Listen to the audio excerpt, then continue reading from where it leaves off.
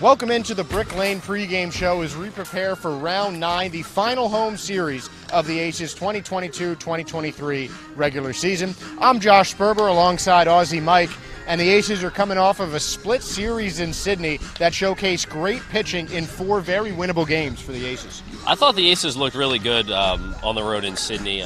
Came away with a series split, so you take that, and I think that's really going to propel them to a solid series here against Adelaide in round 9. But really liked what I saw from the team. The pitching was excellent, both starters and the relief corps. And offensively, there were a lot of timely hits in that game, and I think it's a team, we said it all season, they've been able to respond to adversity. And trailing early in the game, they come back and tie it up and take the lead late. They did that quite a bit in Sydney, and it led to a couple big wins.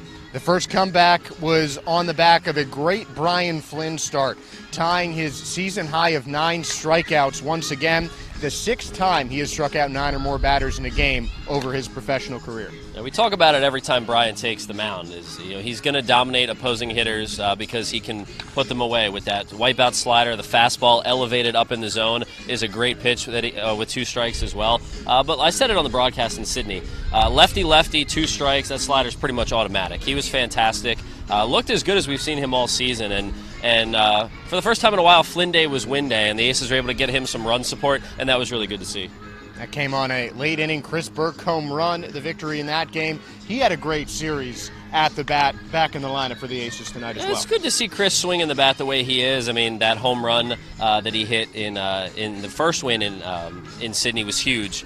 Just to be able to get the barrel around it and drive it to the pool side, and then he had that triple as well, drove it deep into the outfield. So you see him not only finding ways on base and getting hits, but doing it with authority, extra base pop in that bat. It's really good to see Chris finding his stroke late in the season. His triple, the third of the Aces' first 3 triples of the entire season thus far, and something we haven't seen in a while this season was Dan McGraw. He started the year as a starter, but came out of the bullpen and was utterly dominant in the 2 outings he had against Sydney. He was fantastic. He preserved a 1-run lead and a 2-run lead, so not a ton of room to work with out there, but got the job done. 2 easy 9th innings to save the 2 wins for the Aces, and like you said, it was great to see him back on the mound, and I like the fact that Peter Moylan was able to work him back in slowly. You don't have to go out there and throw 5 or 6 innings for us in a start. Just go out there, give us a quality inning on back-to-back days out of the bullpen, and it was great to see him pitch on back-to-back days, and whether he's going to be in the bullpen for the remainder of the season or whether he'll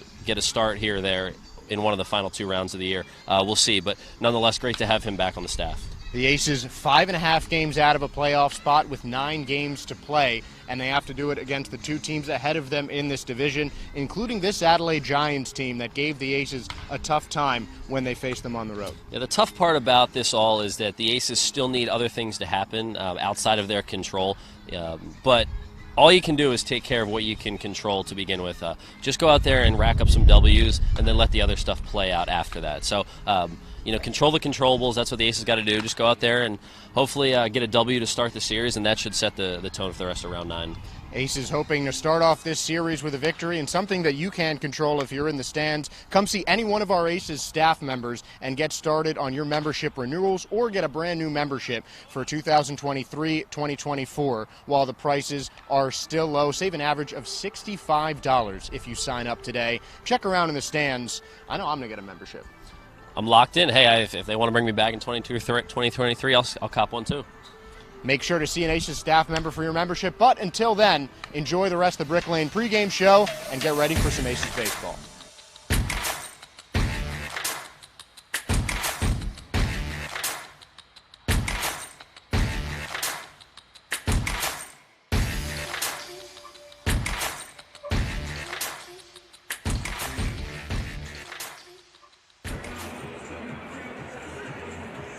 Just 5 regular season home games left as we welcome you inside our broadcast booth at Melbourne Ballpark. Aussie Mike and Josh Sperber bringing you the action for Game 1 of a 4-game set between the visiting Adelaide Giants and your Melbourne Aces. Like I said, just 5 home games left in the regular season. The Aces trail a couple of squads, including these Giants, also the Perth Heat in the Southwest Division for a postseason spot. But still some room to work with, looking to get in the playoffs for a late season push.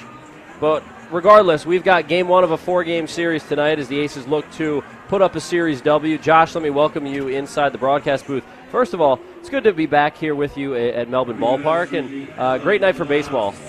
Yeah, another beautiful day, and happy to be back here at Melbourne Ballpark and ready for this Aces playoff push. You know, it's a tough road ahead of them, 5.5 games out, 9 games to play, but they're playing the teams they need to. They're playing 3 teams in their division in those 9 games. They just have to win.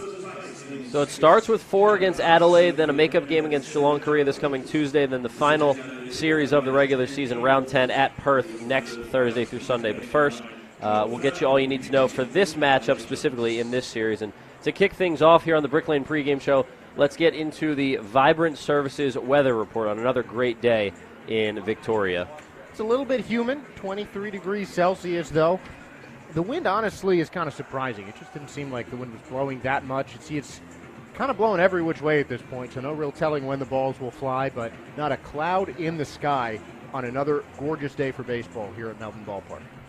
While the two managers meet at home plate before the Aces take the field, let's get you tonight's Aces starting lineup as we open for a 4-game series with Adelaide. For the Aces, this is what Peter Moylan will send out there tonight. In the leadoff spot, it's the shortstop, Jared Dale. He hit safely in all 4 games in Sydney in round 8. He's swinging a good bat. Batting second in center field, it's Jacob Robson. He's played in every game this season for the Aces.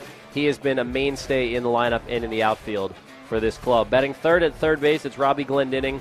Arguably the best hitter on this Aces team this season. He continues to produce. Batting fourth in right field, it's Jake Skoll, a guy who continues to hit as well. He owns the Aces' longest single-season hitting streak this year at 7 games. Batting fifth, it's the catcher Ryan Lavarnway. He has been a huge addition to this Aces lineup. All he does is hit. Batting sixth in left field, it's Chris Burke. Had a really solid series in Sydney, had a game-winning home run in the first of the 2 wins for the Aces. Batting seventh over at first base, it's J.D. Osborne, who has been able to pick it over at first base and third base this year, as well as left field and catcher. He gets the start at first tonight. Matt O'Neill is a designated hitter. He bats eighth, continues to swing a hot bat, and rounding out the lineup, batting ninth, it's the second baseman, George Khalil, who had a 2-hit game and reached base safely 3 times in the series finale against Sydney. And Brian Flynn gets the ball for the Aces tonight. The Aces hoping Flynn Day is once again win day. He is just a couple strikeouts off the league lead. We'll see if he can take over that league lead in the strikeout department with a nice outing tonight. But Josh, that's the Aces starting lineup. Pretty solid 1 through 9, plus Flynn on the mound for Peter Moylan tonight. Yeah, Flynn coming off of a great game, as we talked about in the Brick Lane pregame show, but the top 2 guys in terms of strikeouts in the season are going tonight. For Perth, former Melbourne ace Gunnar Kynes is getting the start. Brian Flynn, 2 strikeouts back in the league lead, 49 to Kynes' 51. As you mentioned, I mean, it's a battle for the strikeouts as much as it is a battle for the playoffs, and you know Brian Flynn wants both of those. So Flynn gets the ball, making his 8th start of the season. He has started 1 less game than Gunnar Kynes, so even more impressive what Flynn has done in the strikeout department as well, limiting the walks. We'll get you the full numbers on Brian after the national anthem. We'll also get you the keys to tonight's game after the anthem, but we will pause right now. Keep it locked right here on Aces TV.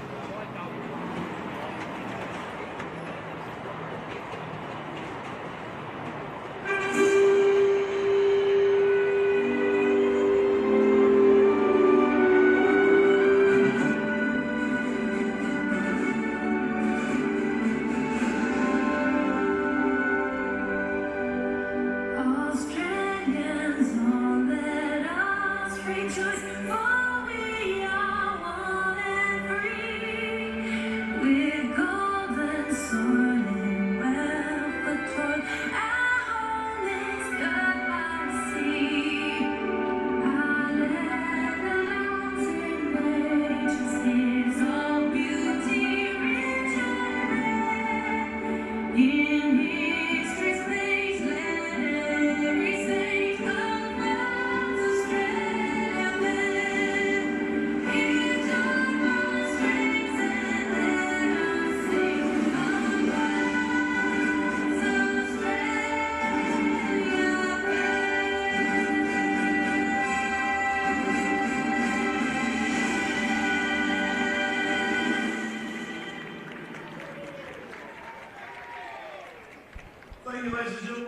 Just a few minutes away from first pitch here at Melbourne Ballpark. Aussie Mike and Josh Sperber bringing you the action.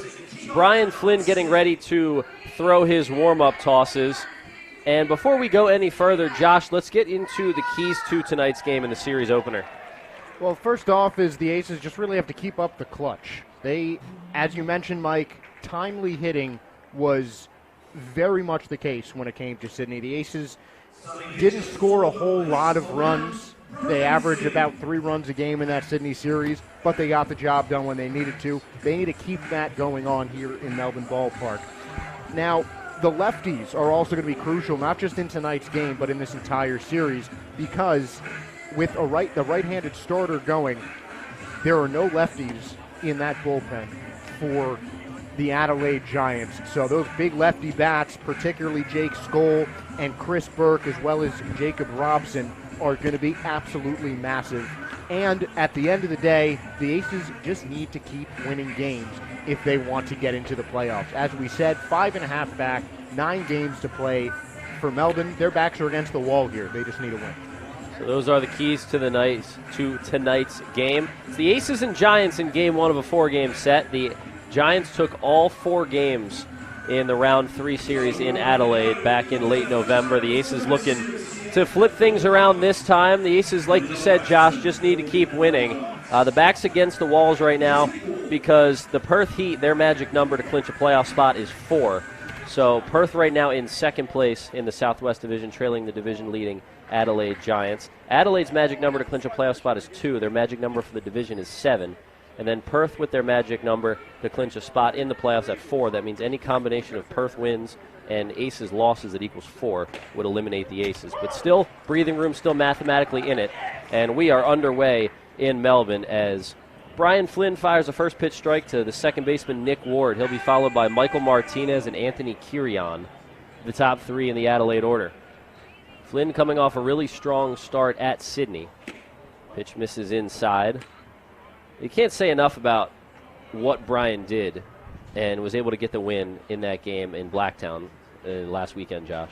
Yeah, I was talking to him after the game, just, normal. He pitched a great game, had to tell him that, and he said, finally, because it was his first win of the season with the Aces. He has been one of the best pitchers in the ABL this year, but the run support hasn't always been there. In this case, 3 runs in the top of the 7th did the trick. 6 innings of 2-run ball for Flynn. He struck out 9. Second time this season he's fanned 9 batters. 1-2, slider low and away, appeal, down he went. Ward went around, and it's a strikeout for Brian Flynn, so he gets to an even 50 punch-outs on the season. Great start to his night. Now he is 1 off the league lead. And that's what you want to expect. I mean, I could have used Flynn's slider as a key to the game because that pitch going into out on those left-handed batters, that is going to get him a whole lot of strikeouts. 50 Ks, second player to do it this season. So Ward is down on strikes on 4 pitches. Here's Michael Martinez, the switch-hitting middle infielder. Taps at the first one foul. It's 0-1. Michael Martinez is well-traveled throughout his baseball life. He's played parts of 7 seasons in the major leagues. Most of his time spent with the Philadelphia Phillies, also some time in Cleveland, time with the Boston Red Sox and Tampa Bay Rays as well. Made his major league debut in 2011, and he last played in the big leagues with the Rays in 2017. But this is a guy who has been to the postseason with 3 different organizations. One sent in the air to center. Back on it is Robson. And Jacobs under it to make the grab. 2 up, 2 down. We'll set the defense behind Brian Flynn. Ryan Lavarnway's behind the plate catching. In the infield, Robbie Glendenning at third, Jared Dale at short, George Khalil at second, and J.D. Osborne man's first. In the outfield, it's Chris Burke in left, Jacob Robson in center, and Jake Skoll in right. 2 up, 2 down for Brian Flynn, and Josh, quick outs, easy outs, that's what we like to see. Yeah, nice strikeout to start things off, and ball looked a lot better off the bat than it was for Martinez, but Flynn doing his thing through the first 2 batters. So here's Anthony Kirion, catcher for the Giants, has had a really solid season, as have many of these Adelaide position players. Good pitch outside, changeup down away, 1-1. 33rd game of the season for Kirion. He's hitting .356 with an OPS over 1,000. 5 homers, 23 driven in. 1-1. Hard hit on the ground to third, but Glendinning backhands it and sends it across the diamond, and Brian Flynn is a 1-2-3 first.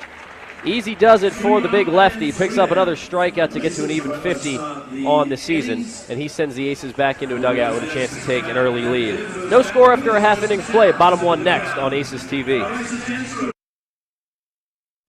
At the Sporting Globe, we're a little different to other pubs and bars. We have more than just cooks, we have chefs. We have more than bar service, we have table service. We have more than specials, we have specialties. We have more than live sporting events, we have atmosphere. And we have more than customers, we have fans. It's more than a sports bar, it's a Sporting Globe.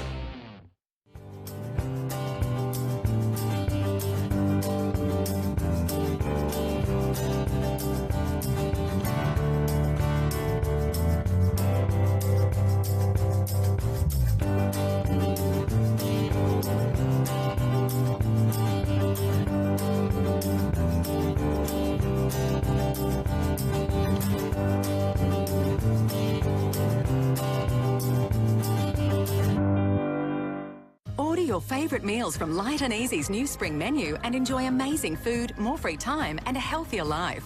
No shopping or cooking and no contracts or subscriptions. Just your choice of affordable, delicious meals delivered to your door. Order today. Create the perfect look for your home with U-Blind's once-a-year stock take sale. For 2 weeks only, all U-Blind's products are half price. Yes, half price. U-Blind's Australia. More value for you. Head to ublinds.com.au. Bottom one at Melbourne Ballpark. Brian Flynn tossed a 1-2-3 top of the first, struck out Nick Ward on 4 pitches, and then got a lazy fly ball and a weak ground out. So a quick first for Flynn, who continues to dazzle here in his second go-around with the Aces. And now the Aces will try to get on the board first. They'll try to do it against left-hander Jordan Fowler, who they saw in round 3 at Adelaide. Fowler making the start tonight in game 1. Jared Dale, Jacob Robson, Robbie Glendinning, the top 3 in the Aces order as they look to grab an early lead in this pivotal round 9 series. Aussie Mike and Josh Sperber with you on the call. Dale's swinging a hot bat. He hit safely in all 4 games in Sydney this past weekend. Aces played back-to-back doubleheaders thanks to a Friday night rainout in Blacktown. Aces and Blue Sox split those 4 games. Now the Aces get another crack at Adelaide for the second time this season. There's the 1-0 to Dale. Swings and rips one foul. It's 1-1. And you know the Aces just kind of have a sour taste in their mouth from that first series in Adelaide. I mean, after that, that's when the big losing streak started for Melbourne. That's really when what started as, you know, business as usual for the 2-time defending champs turned into a different direction that they had expected. Dale rips one to left, but Lattimore's right there, makes the grab, 1 up, 1 down. Brings up Jacob Robson. Now let's set the defense for the Giants. Anthony Kirian behind the plate. The third baseman is Ian Walters. Over at short, it's Michael Martinez, Nick Ward at second, and Liam Spence at first. In the outfield, left to right, it's Quincy Lattimore, Jared Carr, and Jordan McCardle. Behind the lefty, Jordan Fowler. Fowler, 6'3", 23 years old, from Union City, Tennessee. Left on left, Robson takes a strike. It's 0-1. Fowler was drafted in the 26th round of the 2017 draft by the Rangers, but did not sign. That was out of high school. Instead, he went to college and then was signed as an undrafted free agent by the Phillies a few years later. Peeled down to third, no swing, says Ian Gavin, the third base umpire. Stuart Howe's the first base umpire tonight, and Ryan Harder is behind the plate. Jacob Robson continues to swing a good bat. He's been so consistent this season. Taps one to the right side. Tough play for Ward coming up on it, but he makes the play. 2 up, 2 down for Fowler. And with Ward deep, that just makes it even harder a play than it was. A really good job fielding by him. And again, you see, you talked about the consistency with Robson. It's not just how solid he's been at the plate, but how hard he runs each and every time. You never see him take a play off. Anything in play, he's busting it out of the box. Here's Glendinning. Tapper to the left side. That one will roll foul. Glendinning leads the Aces in both slugging percentage and OPS this season. He's slugging .521 and the OPS at .873.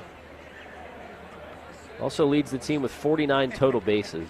We've talked about it so often this season, Josh, but consistent fits Robbie Glendinning as well. And not only is he consistent, but each time out, it's not just single here, single there. I mean, it's doubles, home runs, multi-hit games. He does it all. He leads the team in home runs and RBIs, including a big home run that started the run-scoring party in that first victory against Sydney. That was the game in which Brian Flynn started. Glendinning sends one in the air left field. That drops in front of Lattimore over the head of Martinez, and the Aces have their first hit of the game. That should bring Glendinning's average over 300, which is another picture of his consistency. He has never finished an ABL season hitting under that all-important 300 mark.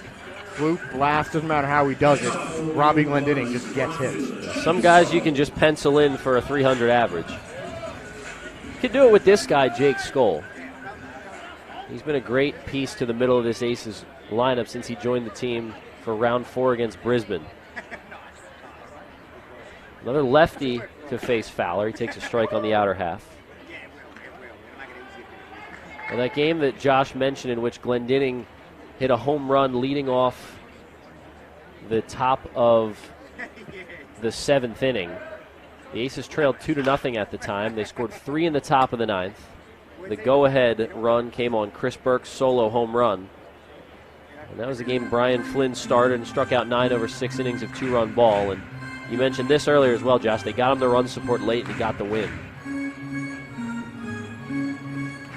And this is the part of the order that did it. Skoll was up next after Glendinning in that game, and he hit the Aces' first triple of the season, ended up scoring himself. A man on with 2 down. It's 0-2 on Skoll.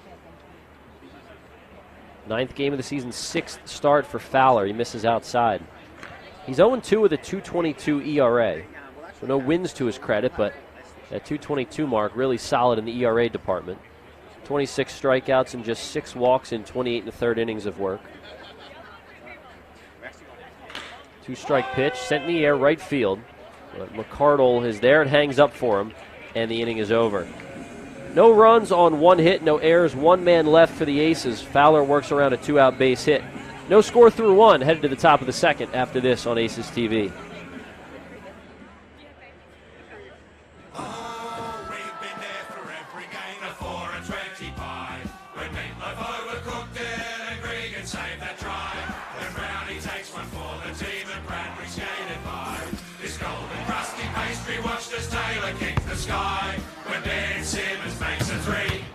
We give a big high five. What future sport looks like just won't be run without a pie. Oh, what a lovely pie, me mates are 4 and 20 pie. Oi!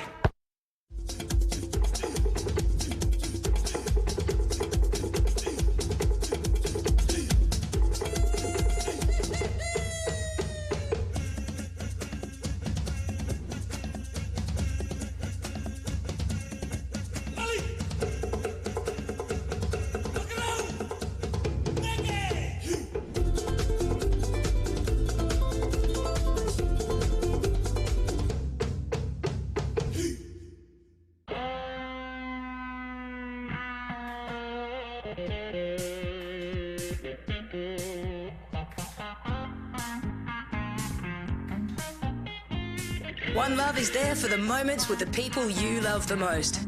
To share the highs and the lows together. It's the one for all people, all times, and all places. Brick Lane's One Love Pale Ale. It's the one for all. No score after an inning of play in Melbourne. The Aces and Giants both went quietly in their halves of the first inning. Brian Flynn retired all 3 batters he faced in the first. Picked up a strikeout to get to 50 on the season. And now he gets Quincy Lattimore, Jordan McCardle, and Liam Spence, 4, 5, 6 in the Adelaide order here in the top of the 2nd. Well, Josh, zeros on the board early in games this season. That has been a consistent theme, and I think that's just a credit to how good the pitching's been in the ABL this season. First pitch popped up. Foul ground, Lavarnway with the mask off, but That one's in the crowd. That's a souvenir. Yeah, it's honestly pretty rare that we've seen a first inning run. I mean, I can only think of just off the top of my head a handful of games where it's happened. But, yeah, I mean, you're absolutely right. I think the talent in general in the ABL is just on a new level this season. 0-1, make it 0-2 after the Tapper foul. In Aces games this season, the Aces and their opponents combined have scored 18 first-inning runs. Wow. And, I mean, it's even crazier to think about when you figure how many games that the Aces have played this season. But then you also, that's double the half innings. Just 18 runs in those games. In the first innings of those games, I should say. Yeah, I mean, pitching, that's the theme. Pitching dominates early. It's less than 1 run a game, I believe. Fly ball deep left field. Burke ranges back, but that one's not staying in the yard. A leadoff home run for Quincy Lattimore in the second. And the former ace puts the Giants up 1-0. Lattimore's a guy who has been doing this for quite a long time. A rare mistake pitch by Brian Flynn just left that over the heart of the plate, and Lattimore made him pay. Nothing to it. Yeah, I think that's one of the ones that you just knew off the bat. Some home runs in this ballpark, until it goes over, you just have no idea. But that one crushed off the bat, and it's 1-0 Giants. Here's Jordan McCardle, the right fielder.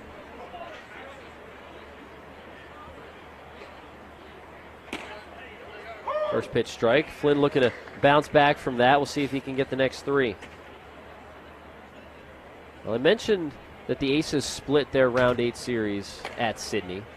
Each team, the Aces and Blue Sox, they each grabbed a win in both doubleheaders. So a series split and 2 doubleheader splits. And the 4 games were decided by a combined 5 runs, 3 one-run games and 1 two-run game. The Aces outscored Sydney 12-11 in a series that was dominated by pitching, but those numbers skewed a little bit to the pitching side because the two teams played 3 7-inning games in the series. Hot shot to right center. Robson tries to cut it off. He can't get it. And pulling up at second with a stand-up double is Jordan McCardle. The back-to-back extra base hits for the Giants as their bats are going early. And Robson's lucky that McCardle's not exactly a speed demon over at second base. A difficult bounce, and that one got by him. A faster runner might have extended that to 3, but still a well-hit ball by Jordan McCardle there. Well, this is a Giants team that just lost 3 of 4 at home against Brisbane in Round 8. They scored 2 runs or less in 3 of the 4 games, and Brisbane outscored the Giants 20-10 in the series. And look, this season, Josh, record-wise, Adelaide's been the second best team in the ABL. Brisbane by far has been the best team. But for the number 1 team to take 3 of 4 and outscore a team by 10 runs in a series, that a team that's only a few games behind them standing-wise, that's pretty impressive. Yeah. I mean, we've seen it. We saw it from Brisbane here. They're just looking really good right now. They have been dominant, really, and just about every series they've had. That Melbourne had a very winnable series against them. They played them pretty well, but they, as you said, they really just kind of hit Adelaide out of the ballpark. Less than 1 loss per series for the Bandits. The only team in the ABL to already have clinched a playoff spot. The Giants looking to be the next team. Their magic number for a playoff spot is 2. 2-0, sent on the ground to third. Glendinning looks the runner back. Throw to first is low. Osborne couldn't dig it out. Now a throw across the diamond. No, he decided to eat it. So first and third for the Giants after the throwing error from Robbie Glendinning. That's just a mistake that you don't want. Usually Osborne's able to pick that, and honestly, I thought he was able to pick that clean. It's a throw that Glendinning's going to make 90+% of the time. You expect him to make that play, but you saw there, it looked like it kind of slipped coming out of his hand, and it just went straight down as opposed to across. Made a difficult play for JD at first. Ace is looking to cut this run off, already down 1-0. Here's Jared Carr, the center fielder.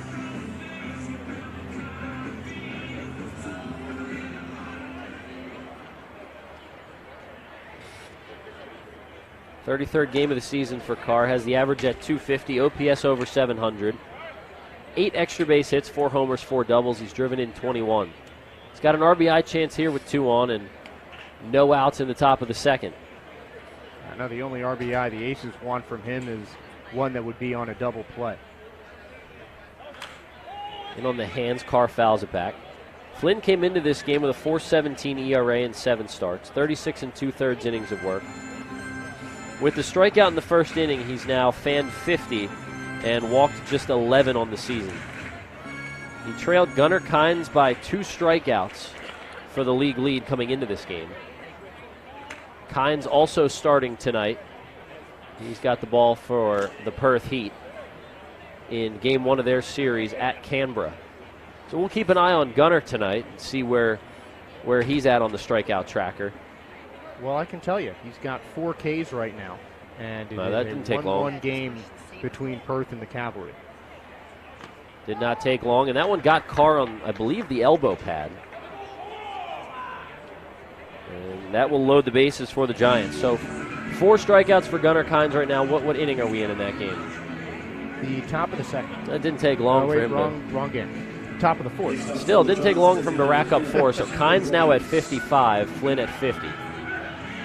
Keep an eye on that. Now, keep in mind, the Aces do have a game to make up that they lost during their Round 1 series, and that game will be on Tuesday, January 17th, 5 days from now, and Flynn is scheduled to pitch in that game.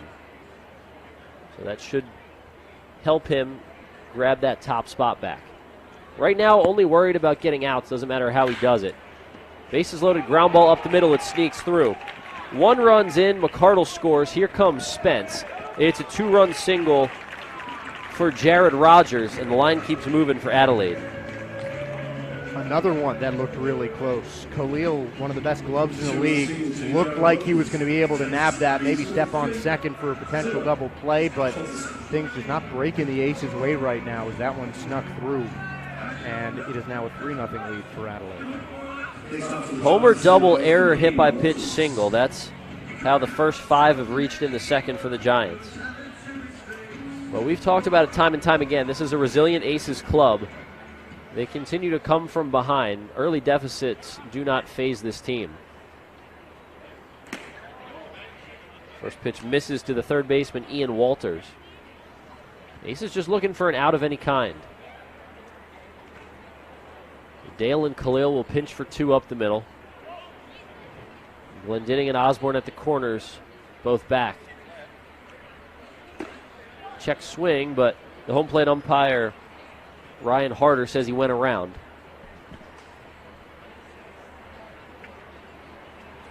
One, two, three first for Flynn, but the first 5 in the second have reached.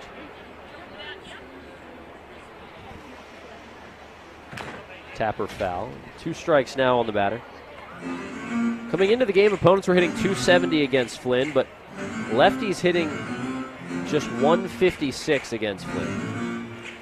I mean, he is so tough on lefties. We mentioned it in the pregame show. The slider is pretty much automatic against the left-handed hitters.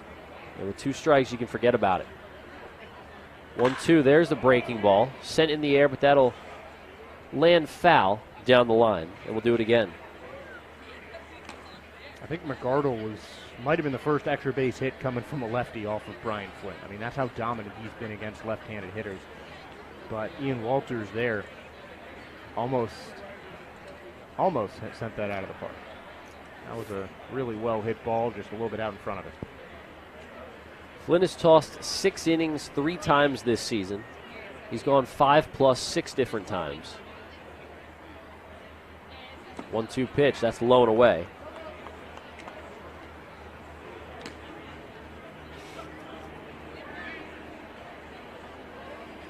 Well, you give credit to these Adelaide hitters for getting their bat on the ball. It's not like Flynn's out there walking 2 or 3 guys and missing the zone. He's around the plate and his stuff looks good. But it's the Giants 3 and the Aces nothing. But Flynn picks up another strikeout, give him 51 on the season as Walters goes down for the first out of the second.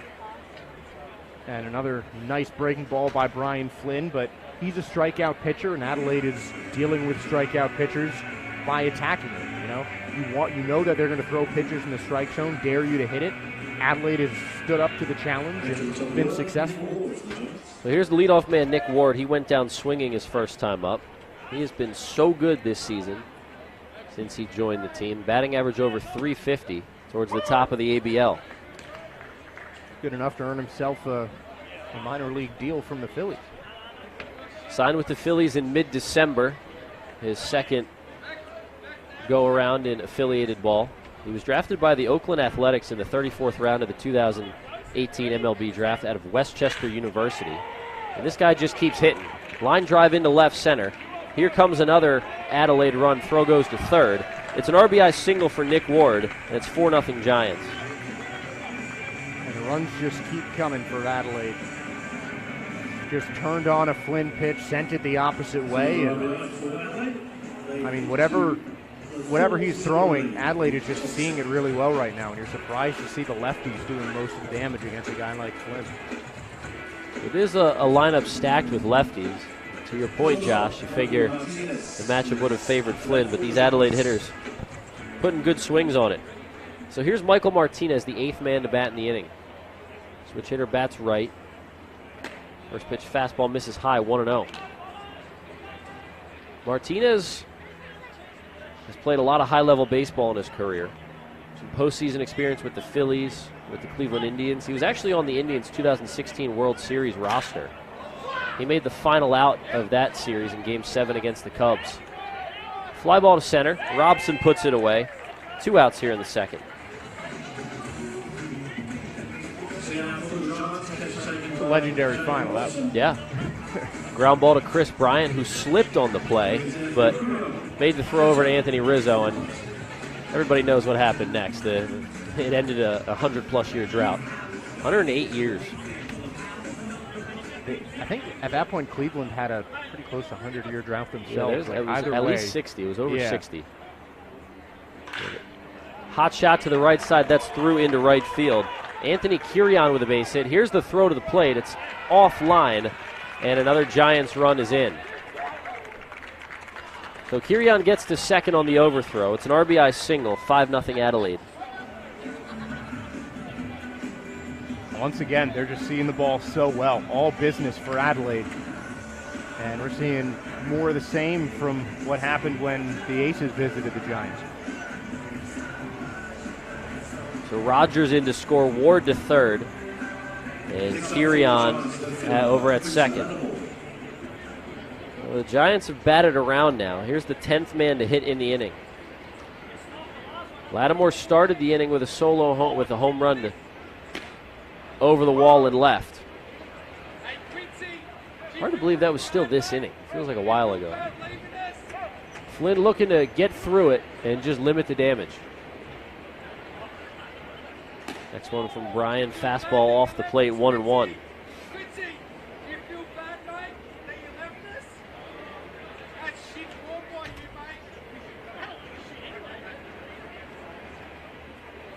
One pitch. It's a changeup down.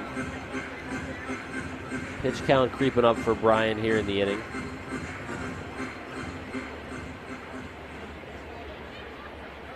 Bats stay hot for Adelaide. 2-1 pitch sent in the air to center. Robson says he's under it. And waits for it to come down. He is under it.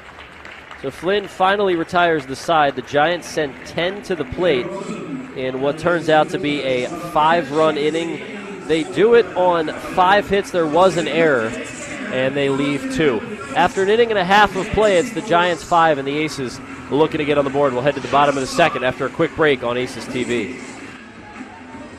For over 40 years, All Green Nursery has been providing the communities of Melbourne's western and northern suburbs the best advice and results for their gardens. Our retail centre, indoor plant space and expansive nursery floor showcases over 150 varieties of vibrant plants, most of them grown locally right here in Werribee South. We have qualified horticulturists on site to help assist with all your gardening needs, and our home decor section is stocked with a full range of quality options. All Green Nursery, your local plant nursery and garden centre. Visit our sites in Hoppers Crossing and Epping.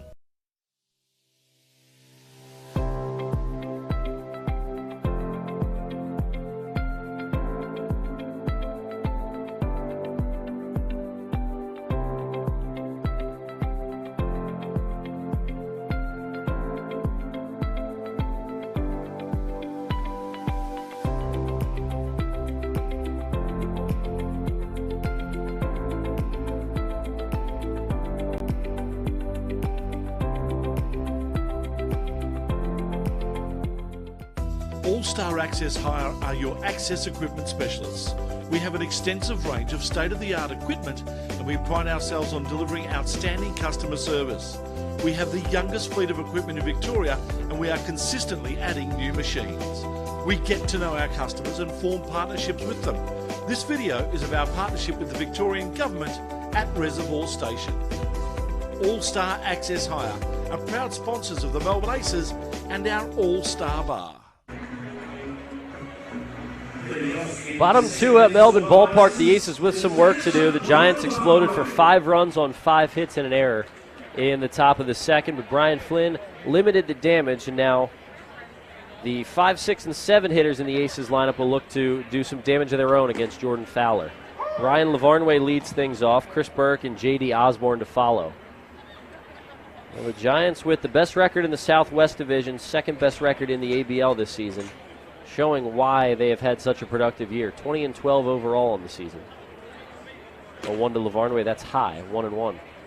Well, the last time the Aces were at Melbourne Ballpark for the Round 7 series against Canberra, it was Ryan Lavarnway's first series with the club, and he wasted no time making his presence felt. Hit a home run on the New Year's Eve game to get the scoring started for his first ABL hit, and then proceeded to do nothing but hit ever since then. He's been a great addition to this Aces team. Now, the number is a small sample size, but in 7 games, he's hitting .333, reaching base at a .385 clip, slugging .625, and the OPS is 1.010. 3 extra base hits in 7 games for Lavarnway. He's also driven in 3.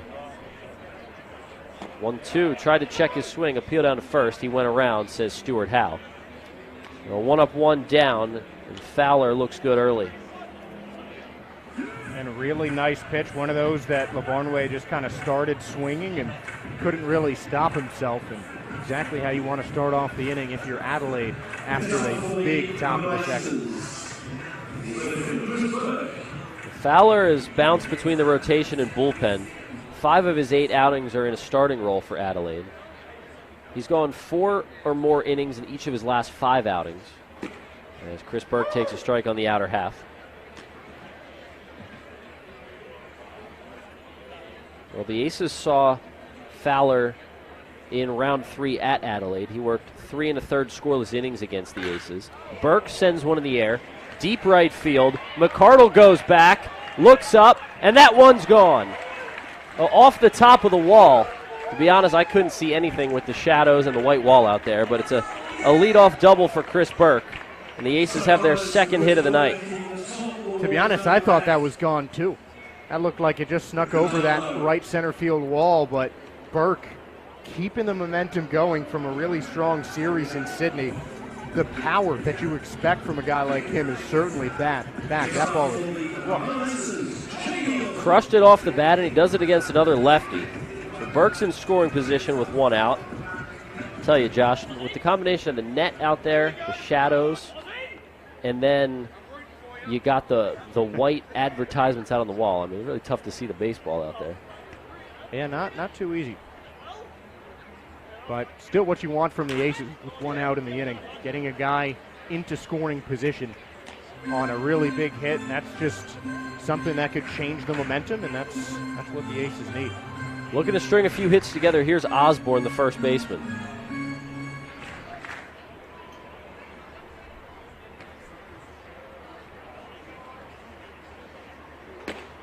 Which to JD, misses outside.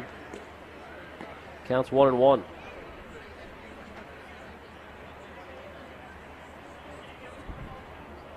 And Osborne has seen a little bit less time, a couple more days off here and there with a third catcher in the mix. But let's not forget, up until the Canberra series, he was the team leader in RBIs. So certainly a guy you want up at the plate with a man in scoring position. 26 games now for Osborne this season. 7 extra base hits. He's driven in 13. Batting in the 7-hole tonight, takes inside, and it's 2-1. Had a chance to sit down with J.D., Lavarnway, and Matt O'Neill yesterday did a sit-down interview to talk about catching and all the ins and outs of the position. Now, JD bounces around the diamond. He's not necessarily a primary catcher here in Melbourne, but he is back over in the States. I had a chance to sit down with all three of those guys, talk about catching, and should be a really fun finished product once we get that up on our social accounts. Osborne sends one over to third. It gets the runner to third as Burke moves up. Now with 2 down, that brings up Matt O'Neill. And you really like the aggression from Chris Burke running on contact there. Most of the time, if you're on second base, you're not going to move to third on a ball hit to the left side of the infield. With Burke, as soon as the ball was hit, he was off and running. The only play was to first for Walters, and now 2 outs or not, there's still the first run of the game 90 feet from home plate. So here's O'Neill. Not behind the plate tonight. He's the designated hitter, so gets a night off his feet. Gets a chance to swing the bat, though. Swings to the first pitch and comes up empty. It's 0-1. O'Neill had a big go-ahead 2-run single in Game 2 of the series at Sydney in Round 8. Put the Aces up 2 in the 10th inning. And the Blue Sox came back for 3 in the bottom of the 10th to win it. But we've seen the clutch gene from Matt O'Neill all season. He had that walk-off grand slam, another game early on this year where he had a game-tying hit, go-ahead RBIs. We've seen it all from him. 0-2, chopper out to short. Martinez has it, and that ends the inning. So for the second straight frame, Fowler works around a hit, this time a double by Burke, but he's left over at third. No runs, 1 hit, no errors, 1 man left on. Through 2 full, it's Adelaide 5. And the Aces nothing. I'll throw it to Josh on the play-by-play when we come back on Aces TV. Aussie gardeners are best served by Aussie tools, built specifically for our unique environment and conditions. Back in the 1890s, Leonard Chambers and William Thompson started a beekeeping supply business in Melbourne. Little would they know that their company would go on to change how Australians garden for well over a century. Cyclone is ingrained into our country's history and our way of life. Our tools are long-lasting and purpose-built for hard work.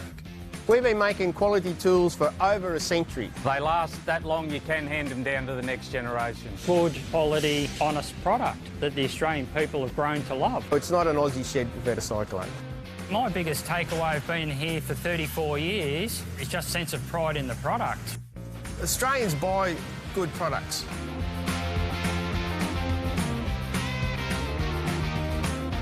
So if they keep on buying, we keep on making, so we're here. Cyclone tools, made for Australians.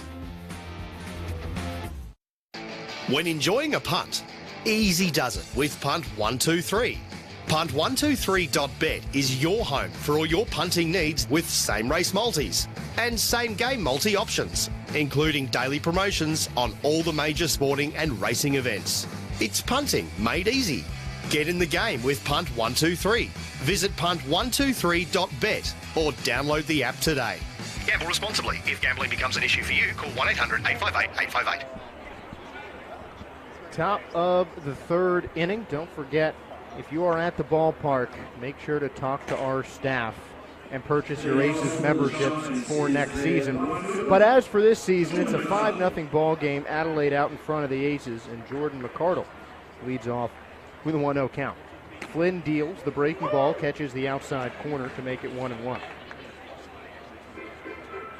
Flynn did a good job limiting the damage in the 2nd inning, and didn't walk guys. That's a good sign. And just a lot of good swings by Adelaide hitters. It started with that home run from Lattimore. That really set the tone, but it was just stringing hits together. But still, Flynn throwing a good game and has a chance to eat up some innings for the Aces tonight. 2-1 pitch, just misses outside. That into-out slider missing a bit too far outside on McCardle. It's a 3-1 count. And it's even more important for Flynn to go deeper in this game because of the makeup game this coming Tuesday. So instead of just 4 games in 4 days, it's 5 games in 6 days. There's a called strike 2. McCardle knew it, but it did take Harder a bit long to say it. Now it's a full count to McCardle, and Flynn deals. Sliced foul, we'll do it again. And Flynn is slotted in to pitch that makeup game against Geelong Korea this coming Tuesday. And I got to believe, I'll have to talk to him about it, but I got to believe he'll be really ready to go with the normal 4 days rest, the traditional rest that you see over in the States between starts. Payoff again. Just missing low and away, and it's the first walk of the game to lead off the third inning. McCardle on base for the second time. And Flynn, a guy who pitched in the major leagues, definitely more used to that 5 days rest. I think I agree with you there, Mike. I imagine that it'll be an easier road for him just getting back to what he's done for most of his career. Yeah, I mean, with the way the ABL schedule is set up, you play Thursday through Sunday, and then it's 3 off days. But for position players, it's 3 off days. For a starting pitcher, let's say you go game 1 of a series, pretty much every series. You're pitching Thursday. That's 7 days, or 6 days of rest, 7 calendar days. And that's pretty much been Brian Flynn, the first starter of the round for most of the series this year for the Aces, as Liam Spence fouls it back to make it 0-2. And it could produce good numbers, and we've seen Flynn against Geelong, and here in Melbourne Ballpark against GK, he was lights out. So an 0-2 count to Spence, who reached on an error and scored. The pitch, just missing outside, and it's 1-2. 2 series in a row, we've had a former South Bend Cub on the roster, a guy that I had the pleasure of working with, actually for his professional debut. Former Tennessee Volunteer, drafted out of the 5th round in 2021. 1-2.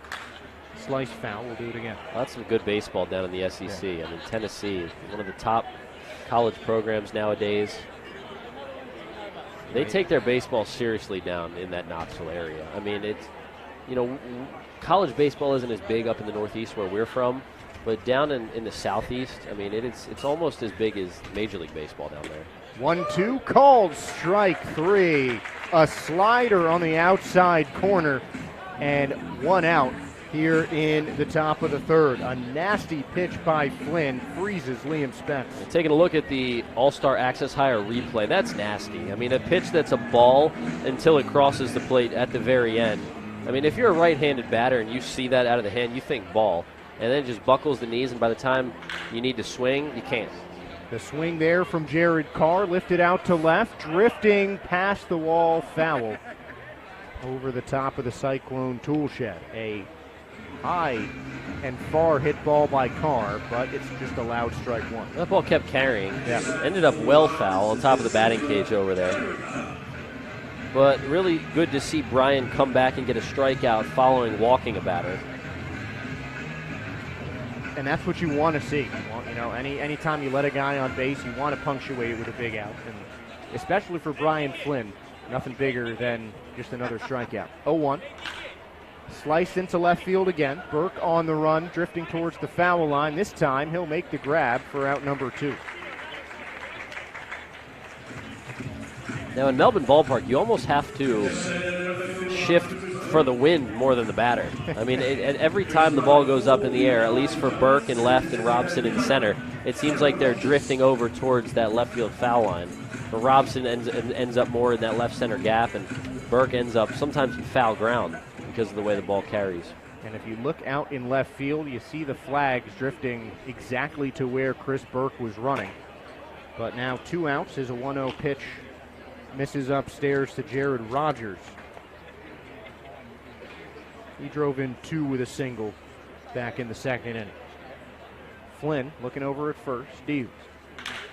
This is lifted high in the air into shallow left field. Backing up on it is Dale. He'll seed it to Burke, who makes the catch for out number 3. So plenty of work for Chris Burke, and a leadoff walk goes right back to the dugout as Flynn looks like he's back to business. Scoreless in the top of the third for Adelaide, but they lead Melbourne 5-0 heading into the bottom of the third. At the Sporting Globe, we're a little different to other pubs and bars. We have more than just cooks, we have chefs. We have more than bar service, we have table service. We have more than specials, we have specialties. We have more than live sporting events, we have atmosphere. And we have more than customers, we have fans. It's more than a sports bar, It's a Sporting Globe.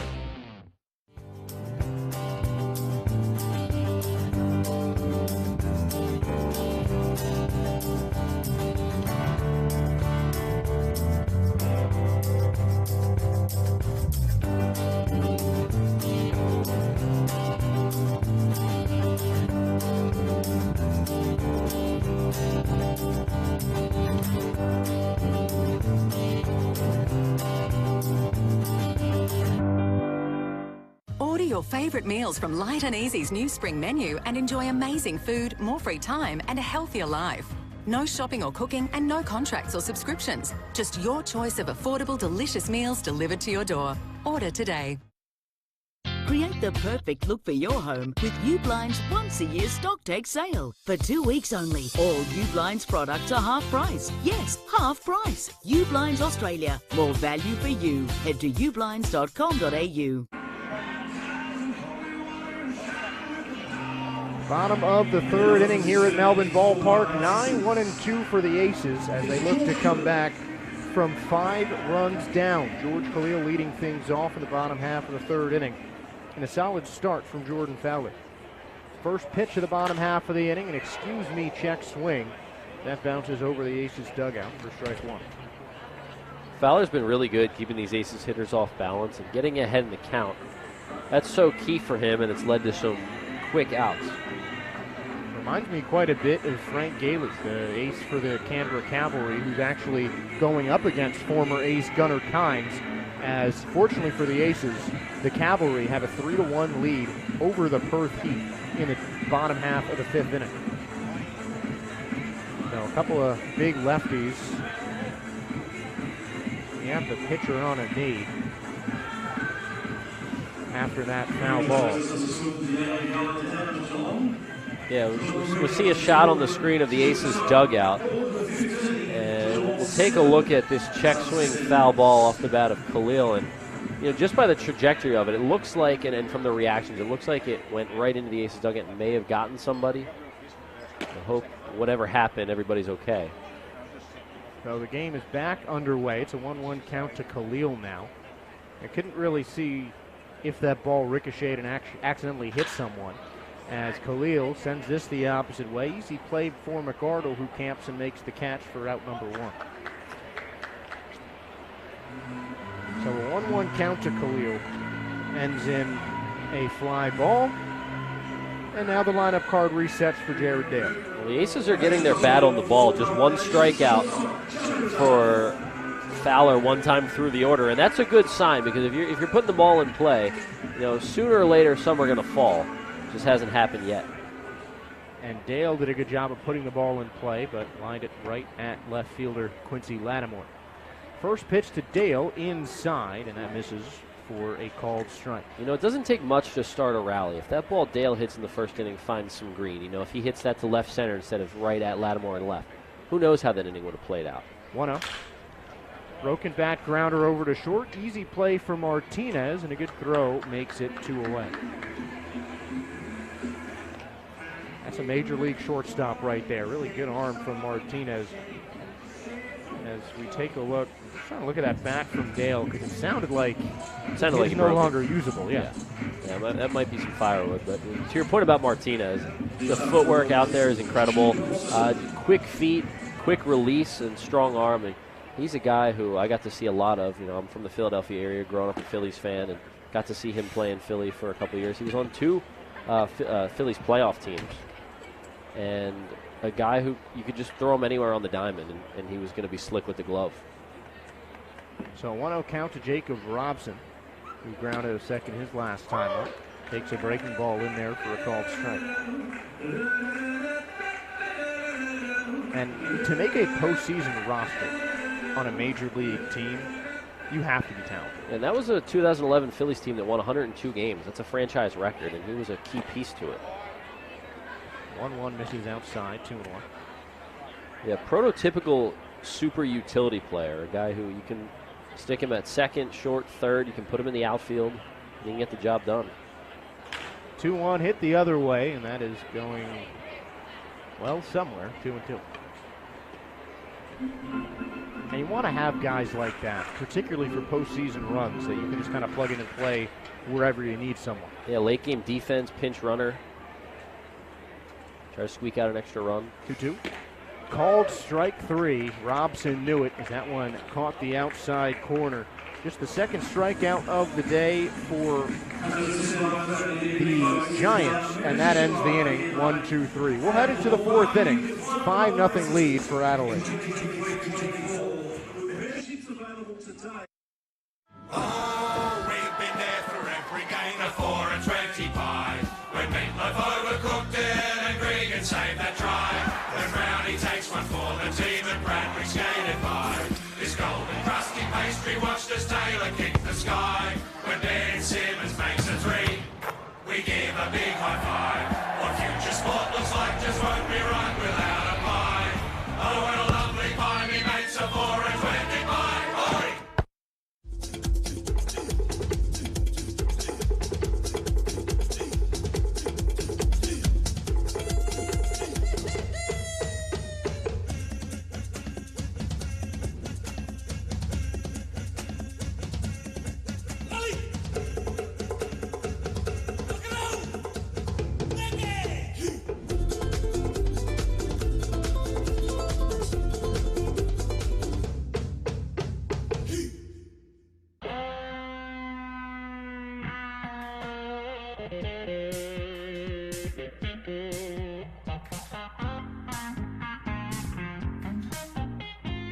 One Love is there for the moments with the people you love the most. To share the highs and the lows together. It's the one for all people, all times, and all places. Brick Lane's One Love Pale Ale. It's the one for all. 5-0 deficit for the Aces. All of those 5 for Adelaide scored in the second inning. After a leadoff walk in the third, Flynn settled down nicely, and he's looking to continue that trend against Ian Walters. A good start. Slider on the outside corner to the Giants' third baseman for a called strike. Walters was the first out of that second inning. A strikeout victim of Flynn. Now the 0-1. Hit the other way, but foul, 0-2. And that's what you want for the Aces. At the very least, you got to get Flynn to punch the lefties out. Yeah, right now it's just about throwing up some zeros and giving the Aces lineup a chance to fight their way back in this one. And LaVarnway thought that was going to be a called strike 3. I think I did as well, but just missing outside, says the home plate umpire in Ryan Harder. So it's a 1-2 count. He was ready to buzz that around the horn. I thought it was strike 3 too. 1-2, sliced foul, and playing it off the roof before it becomes a souvenir.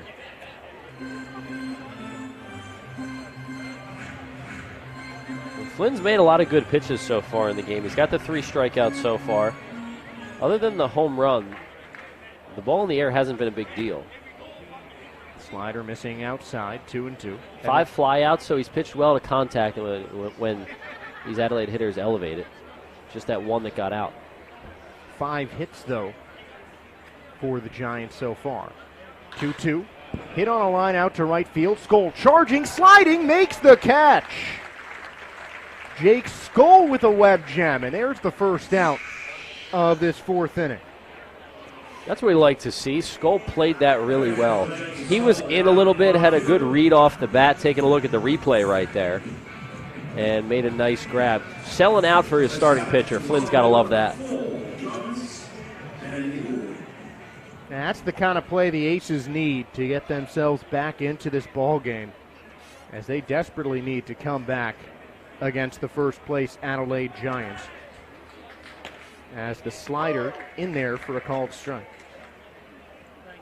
Nick Ward up at the plate, as we mentioned, signed by the Phillies after they were impressed. A great season that he has had so far in the ABL.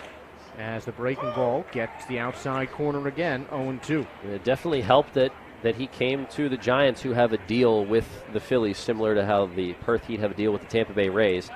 Right in front of eyes in the Phillies organization there in Adelaide, and it helped him parlay his hot start to the season into a contract. 0-2. Another slider. This one misses upstairs, and it's 1-2. Well, you know I've been talking about it all season, Josh. Every time a Philly guy comes through Melbourne, we had Frank Gailey.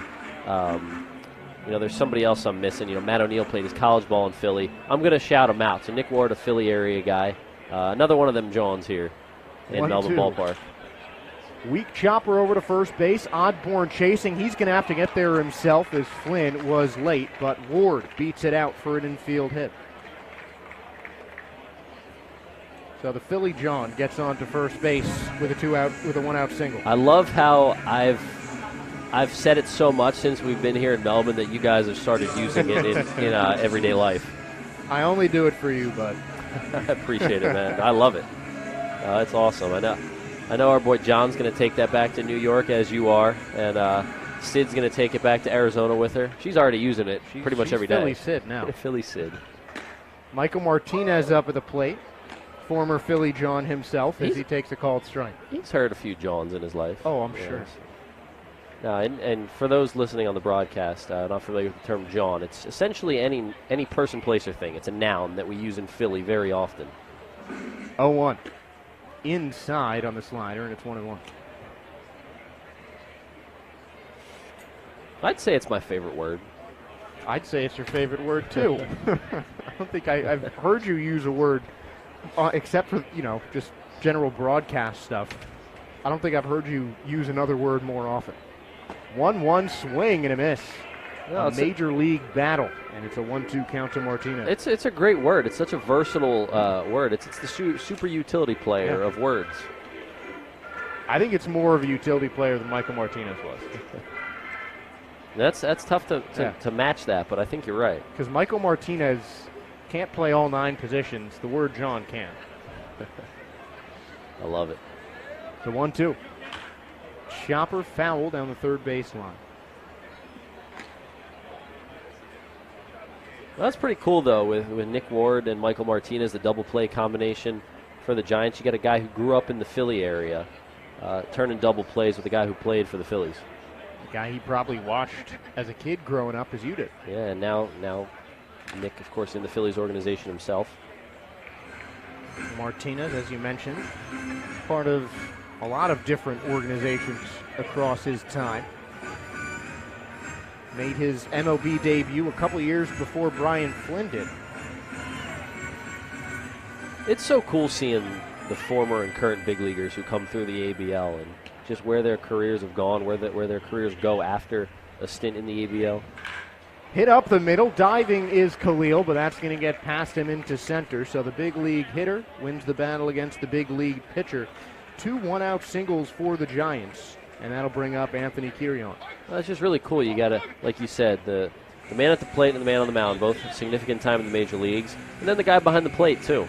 It's just really cool to see. I mean, there's just so much talent out there, and as the ABL continues to grow and bring more talent year after year, I mean, I got to imagine that every season that this league exists, you're able to say this is the most talent we've seen in the league. Next year they'll be able to say the same thing. So 2 on, 1 out for Kirion, who lines it into center field for a base hit. High bounce, well fielded by Robson, and a better throw to keep Ward on third base. So a great reaction by Robson in center, but the bases are loaded with just 1 out. Flynn in trouble. Really strong throw there by Robson to hold Ward at third, and that's a ball that was deep enough in center that if Adelaide really needed that run, they could have sent Ward. If it's a tie game or if it's a 1-run game, you probably send him there. But with only 1 out and already a 5-0 lead, no need to get guys thrown out on the bases. So the bases loaded, but a double play would end this inning.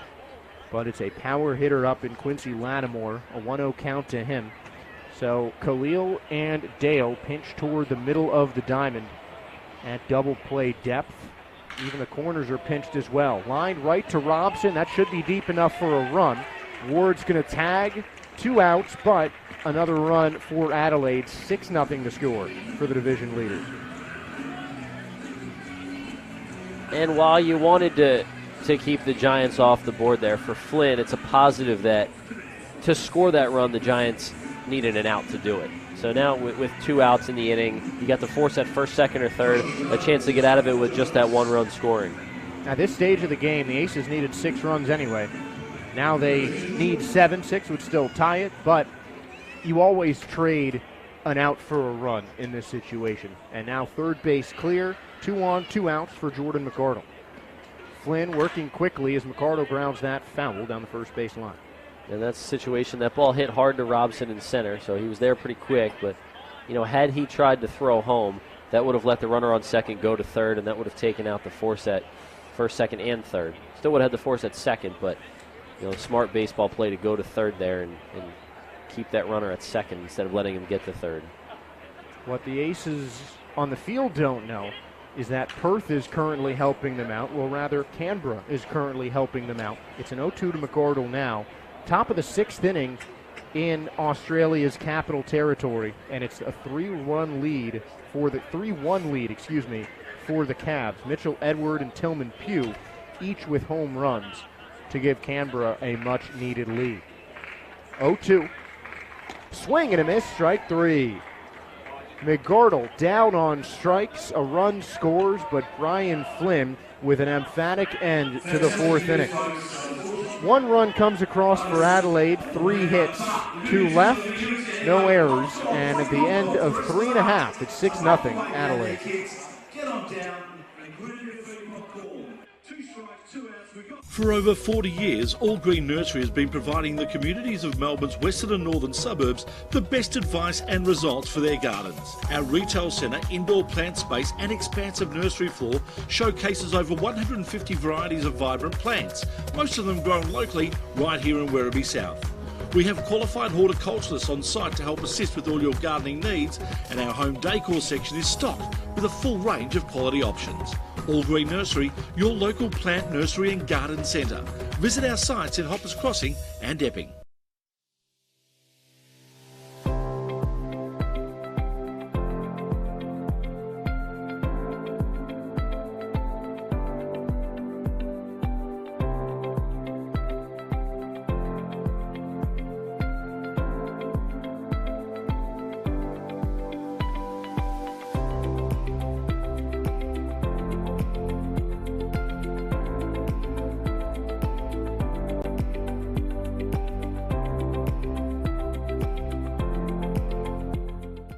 All-Star Access Hire are your access equipment specialists. We have an extensive range of state-of-the-art equipment, and we pride ourselves on delivering outstanding customer service. We have the youngest fleet of equipment in Victoria, and we are consistently adding new machines. We get to know our customers and form partnerships with them. This video is of our partnership with the Victorian Government at Reservoir Station. All-Star Access Hire are proud sponsors of the Melbourne Aces and our All-Star Bar.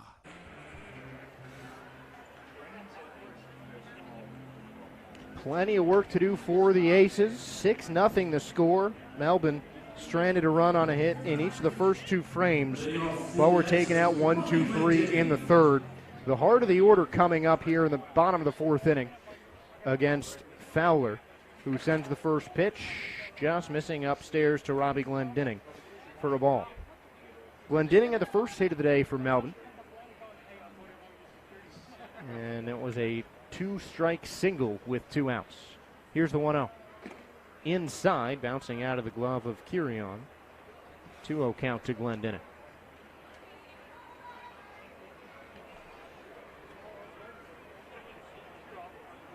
Glendinning, Kansas City Royals farmhand at the plate against Fowler, who misses upstairs 3-0.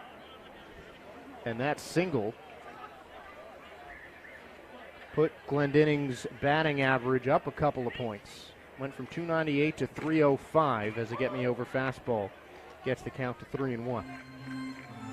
And we talked about the consistency of Robbie Glendinning earlier in the broadcast. 3-1. Inside on the slider, and the count runs full to 3-2. And you take a look at his stats. He is currently hitting for his lowest average of his ABO career at 305. 333 in his first season, .364 was his high in the next, both with Perth in 2017 and 2018, as that's fouled away. And it's not like he's having a bad year this season, because he's not. .305 hitter, 6 homers, leads the Aces, 15 RBIs, leads the Aces. He's just getting the job done.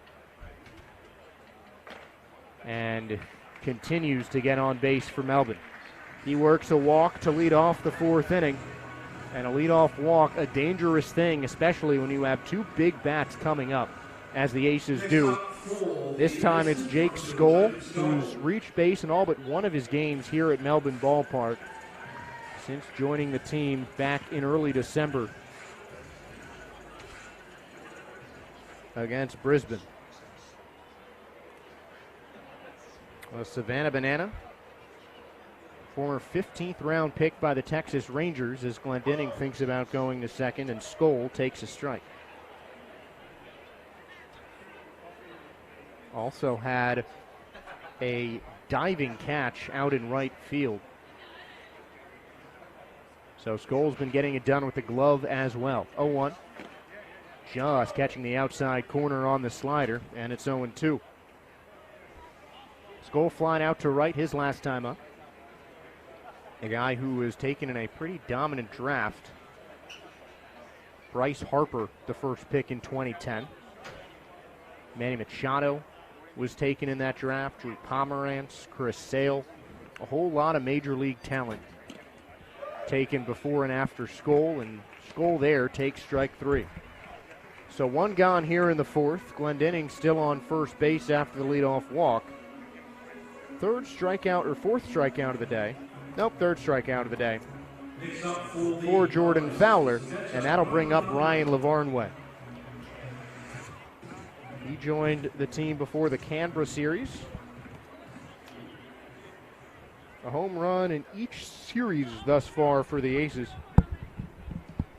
One on New Year's Eve, as this one is hit to short. Tailor-made double play. 6, 4, and 3 go the Aces, and the leadoff walk is erased, as is the 4th inning. So the Aces go down in order after putting the first man on. 6-0 the score. Adelaide in the lead, and we'll send it back to Mike in the next inning. But first, we're going to send it to the 3rd member of our broadcast team. Ed Wyatt has got a little something to say to Aces fans. How you doing, Ed?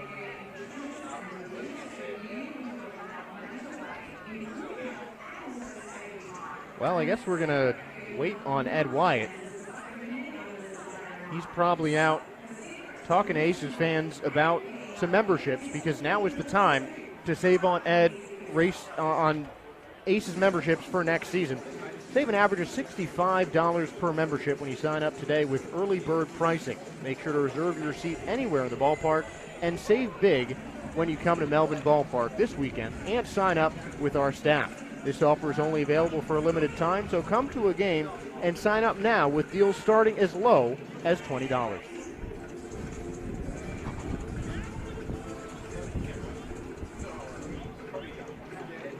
The makers of Dasher and Fisher began in 2017 to specialize in gins that speak of place and express Tasmania's remoteness and untouched beauty.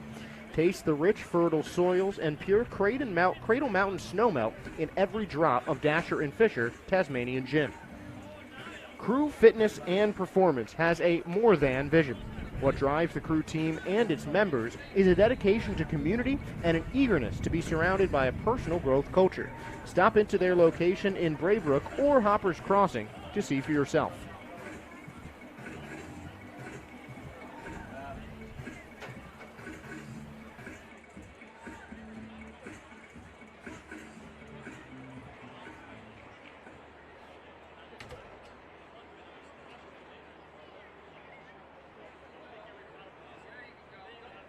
Pitch of the inning for Flynn is a fastball that misses high. And it's quickly 1-0 on Liam Spence, the first baseman. It's Spence, Carr, and Rogers, 6, 7, 8 in the Adelaide order. 5 in the second, 1 more in the 4th for Adelaide. That 5-run second, they did it on 5 hits, took advantage of an error, and sent 10 to the plate. It was a Giants team that took all 4 from the Aces in round 3 at Adelaide. And the team that is on top of the Southwest Division out to a lead here tonight. But the Aces with some time to work a comeback. As Flynn looks to give his club some innings tonight. 3-0. That misses ball 4. So a 4-pitch walk to Spence to open the inning. And that brings up Jared Carr. I think it's the first 4-pitch walk we've seen from Brian Flynn this season. I mean, it's so rare to see him walk a guy in general, but on 4 pitches, just a little bit out of the strike zone, maybe shown that he's just a bit tired in this start. Adelaide has really had him working tonight. See if Flynn can roll up a double play here and get strike 1 on Carr. Carr was hit by a pitch and scored a run in that second inning.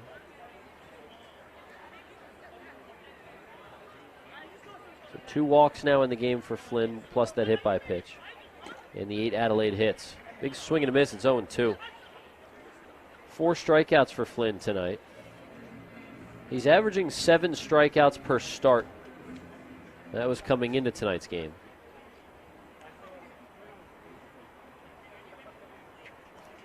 And the southpaw readies the 0-2. That's tapped foul into the Aces dugout.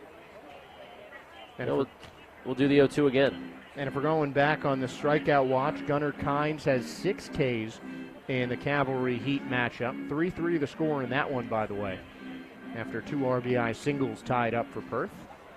So Flynn needs to get to 57 to regain his strikeout crown.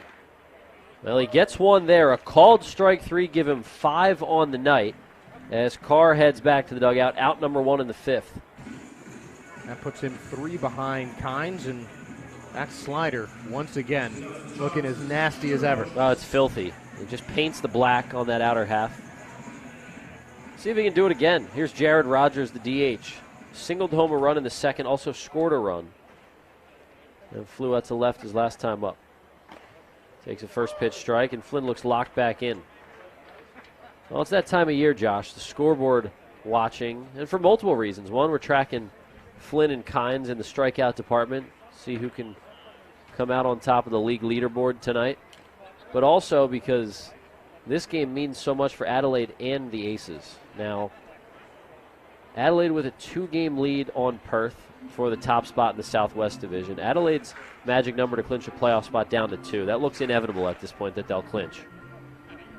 But the division is still up for grabs. Adelaide's magic number for the division is 7 with 8 to play. So it's within reach for Perth. Tapper in front of the mound. Lavarnway makes the grab. Off-balance throw to first makes the play. A nice job by the big league veteran to make that play on the run. 2-3 the put out for out number 2. And everything that we've seen from Varnway shows that he can still be the catcher at any level. I mean, really good-looking glove. Obviously, the bat is there as well. And Lavarnway just looking so solid. So with 2 down, here's the third baseman, Walters. Go back to the magic number conversation. Now, Adelaide, 8 games over 500. They pretty much know they're going to be in the playoffs, but still so much to play for, and they are motivated to clinch this division here in Melbourne. That one gets through Lavarnway's legs, and Spence moves up to third.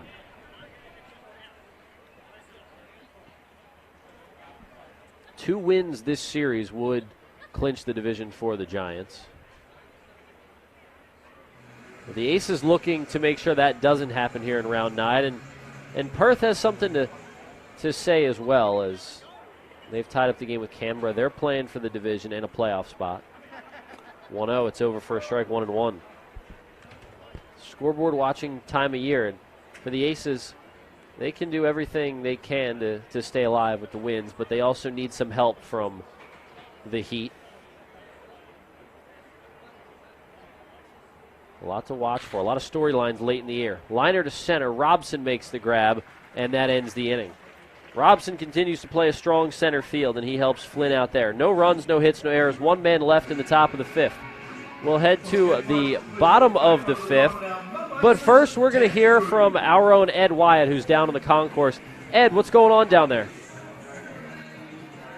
Guys, I am here down in the stands amongst it. Great crowd tonight. this is the last chance really to see the Aces final of the season. There is some news. You can prices for next year's membership at this year's price, an early bird special, that kind of thing. So you can come, some people back here, details, sign up now, or melbourneaces.com.au. You can, same thing there. Get your membership for next year at this year's prices. Does that make sense? I think it does. Anyway, get the Aces some runs if we can. See.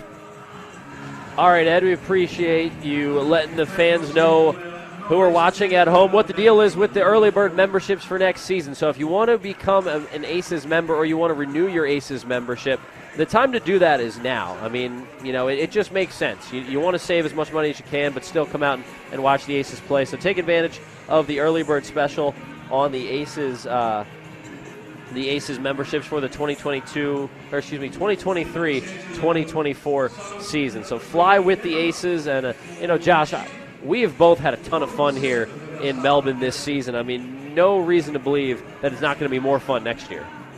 Yeah, I don't think the fun stops here. I really don't. I mean, we even enjoy coming in on the off days with this great staff, and I'm sure it's going to be even more fun next year, just like you said. Yeah, man, we've got a CFO, a chief fun officer. We've got a vibe checker here. So, I mean, you can't come into the ballpark unless you got good vibes. I mean, and, you know, usually, you know, it doesn't take much to have good vibes coming to this place. So a lot of fun times here over the season. It's crazy to think that, counting tonight's game, only 5 home games left in the regular season. Yeah, I feel like we just got here. I mean, I just got off the plane and there was a baseball season happening. It still really feels like that. And another reason I really want the Aces to turn things around in tonight's game and get a win to get even closer to the playoffs, because I just want some more Aces baseball. No one ready to go home. Chris Burke doubled off the wall in right his first time up, one of the 2 Aces hits tonight. He's swinging a good bat. 3 extra base hits over his last 4 games. He certainly doesn't want to go home. It's Burke, Osborne, and O'Neill 6-7-8 against the lefty Fowler, who's back out there. Ties up Burke inside there. It's 2-2. Taking a look at the replay here, that looked like more of a defensive swing, as that one was sneaking up on his back shoulder. And Burke just trying to get that ball away from him, get himself away from the ball so it didn't ride inside him and hit him.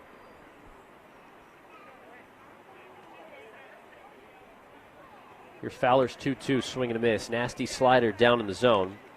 And Burke is strikeout victim number 4 for Fowler. Just a really good pitch.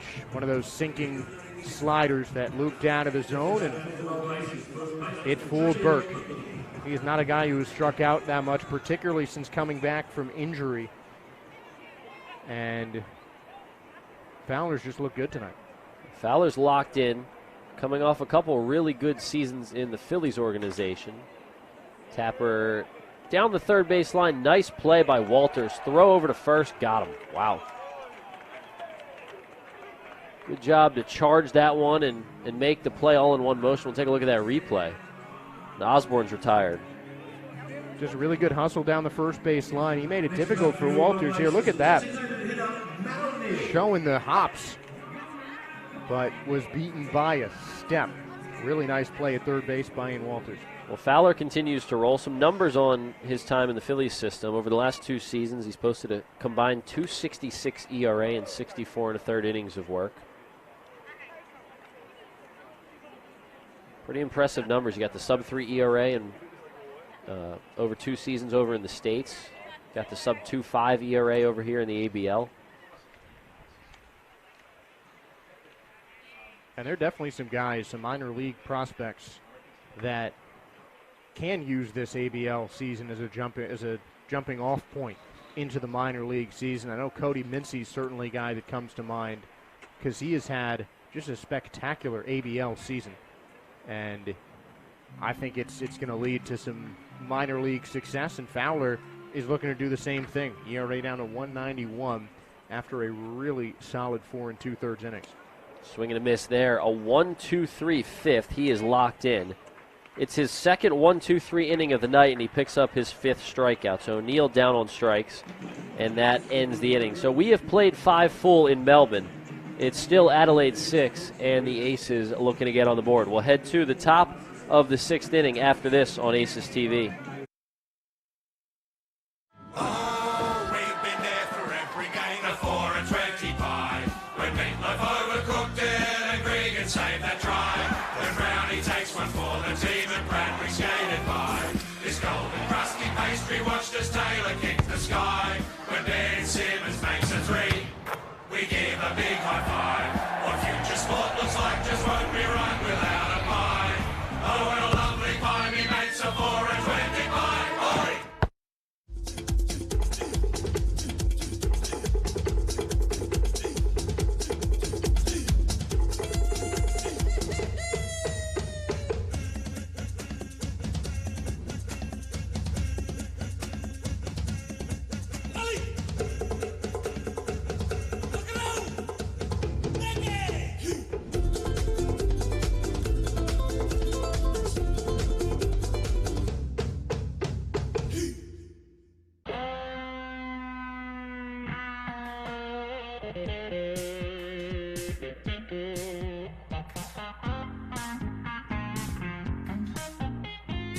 One Love is there for the moments with the people you love the most.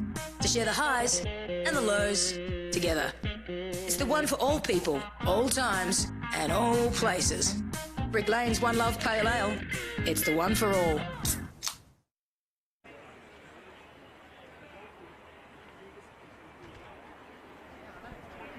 We move to the top of the 6th inning at Melbourne Ballpark. Michael Mark Cantonini and Ed Wyatt in the booth. Josh Sperber taking a break here in the 6th to let Ed hop on into the booth. New pitcher into the ball game. It's a punt 1-2-3 pitching change as right-hander Jeremy Young replaces Brian Flynn, who gave up 6 runs in 5 innings of work.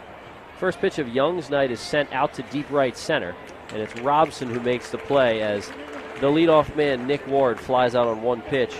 So Ed, what's going on? I'm hoping you can bring some runs up here to the booth. Yeah, absolutely. Adelaide really been hitting hard.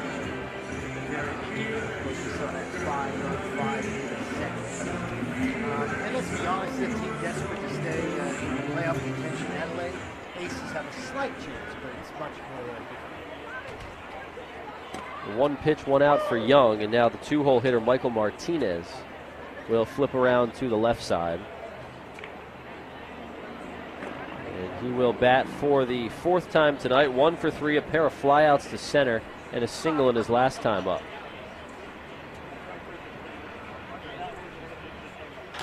Martinez taps 1 foul. Nice night for a ball game. Again, it seems like it's a nice night every time I'm here, Michael, but the bottom line is the Aces need some runs. It could be a beautiful night, but if the Aces don't get runs, it's not a beautiful night for the home team. Well, I'm hoping that you're able to bring some runs here. Chopper out to second. Khalil has it. Nice play by George. Now, if somebody's going to join us mid-game in the booth, I'd like them to either bring food or runs. Now, see, you didn't bring any food. You came empty-handed with that, so maybe we'll get some runs. I saw a guy bringing a big basket of food up here. I said, "Where are you going?" He said, "Into the booth."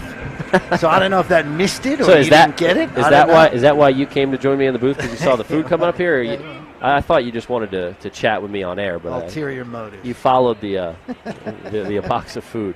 I would have done the same thing. So final totals for Brian Flynn in this one. In his 8th start of the season, he works 5 innings. He's now done that 7 times this year, working 5 innings or more. And he did give up 6 runs, but not all of those runs were earned. 6 runs, 4 earned on 8 hits, struck out 5 and walked 2. Young's pitch down and away as Jeremy looks for a 1-2-3 6th. Young did not pitch in round 8 at Sydney. So getting some work early here in round 9. Flynn threw 94 pitches, 66 strikes. Lazy fly ball to left, and it looks like a 1-2-3 inning for Young. It is. Burke makes the grab. And that's a quick one. Well, Ed, we'll chat more in the bottom of the 6th since the top went so quickly, but Young does a job. And we head to the bottom of the 6th after this. 6-0 Adelaide. Keep you locked on Aces TV. For over 40 years, All Green Nursery has been providing the communities of Melbourne's western and northern suburbs the best advice and results for their gardens. Our retail centre, indoor plant space and expansive nursery floor showcases over 150 varieties of vibrant plants, most of them grown locally right here in Werribee South.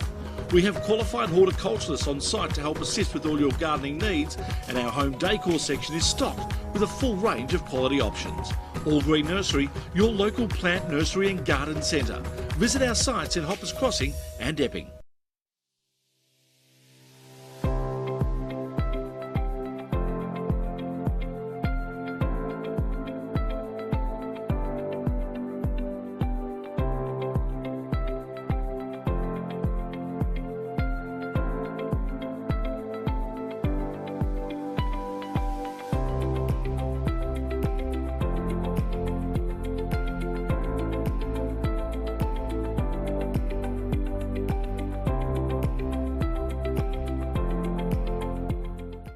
All-Star Access Hire are your access equipment specialists.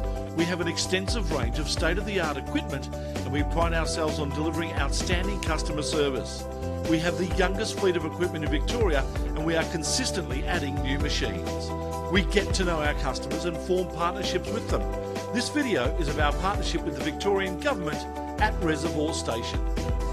All-Star Access Hire are proud sponsors of the Melbourne Aces and our All-Star Bar.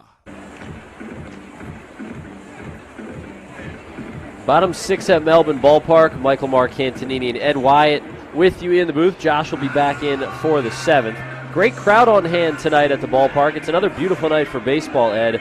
Hoping the Aces can crack the scoreboard here in the inning and put some runs on the board. Saw a black Yankees hat, a brown Yankees hat. The only thing missing is the pink Yankees hat. Very popular here in Melbourne, the Yankee and Dodger hat. As you can imagine, people travel to New York, they travel to LA, they pick up a hat. Very rare when you see like someone wearing a Marlins, or a Mariners or a Padres. Yeah, well, I've seen a ton of Yankees hats since I've been exactly. here. And like you said, all different colors. And yes. You see that everywhere.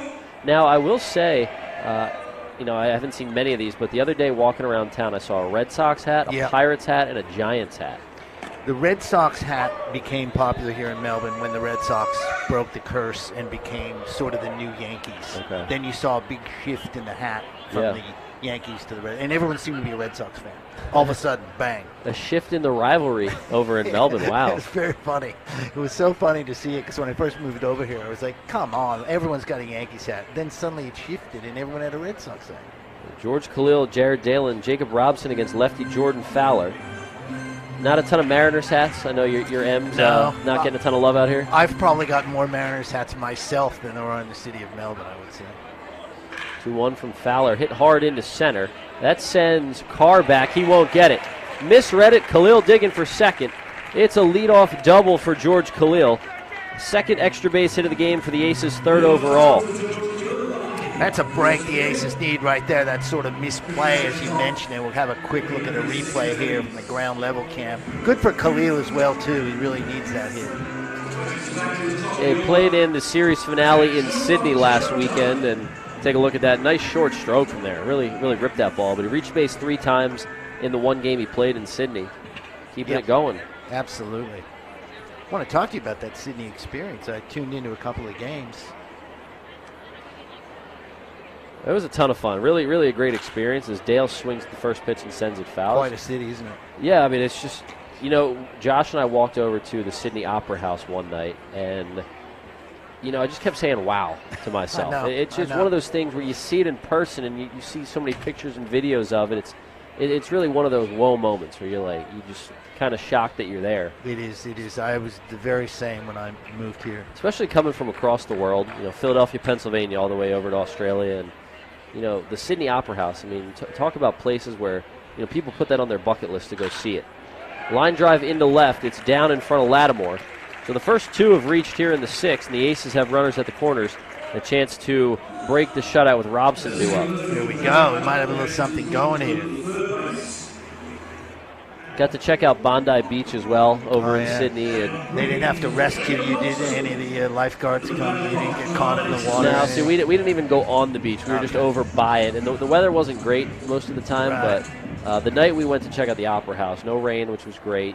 Got to see the whole city lit up. You know, that circular key area down by the harbor. It was awesome. Very cool. And also really, really cool to call a game in the same ballpark that was built for the 2000 Sydney Olympics. They hosted the Olympic baseball that year. Indeed, yeah. You know, some World Baseball Classic events have been held there in Blacktown. Really cool on a career experience and a life experience level. And very unique to call with someone from the opposing team as well. I listened to you guys. It was very interesting to sort of hear that dynamic. And I thought it was great because it's very hard to do when the other team guys calling it and they're winning, for example. It is a different dynamic. Robson takes on the outer half. It's 1-2. Oof. Well, you did know. Even they do call me Aussie Mike here, but you knew it was me with the American accent, right? I did indeed. Yeah, but it was fun calling the games with Luke, and Josh was on. We each had 2 games on the air with Luke. Did some ground announcing at the ballpark as well, which was really cool. Here's the 1-2 from Fowler. That's high. It's 2-2.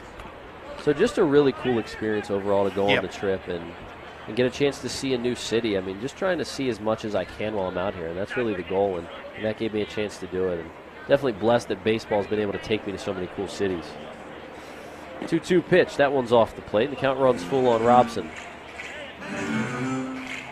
Yeah, it's kind of like, it just seems almost like yesterday that you and I were chatting on the Zoom, you know, and you were going, oh, what's it like over there? Now the season's almost over. It's amazing. I do think back to that a lot and just how much I've learned, you know, about the area and Australia in general.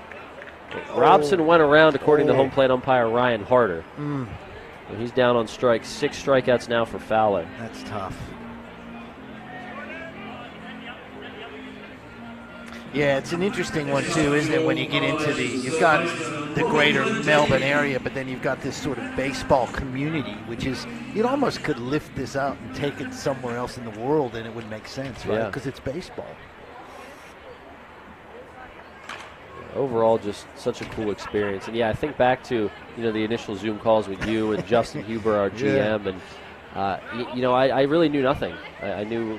You know, I knew where Melbourne was on the map of Australia, and that was pretty much it. I had to rely on people telling me what to expect, and, you know, just kind of got here, hit the ground running, and sort of thrown into the fire of, you know, figuring things out. What's a my key?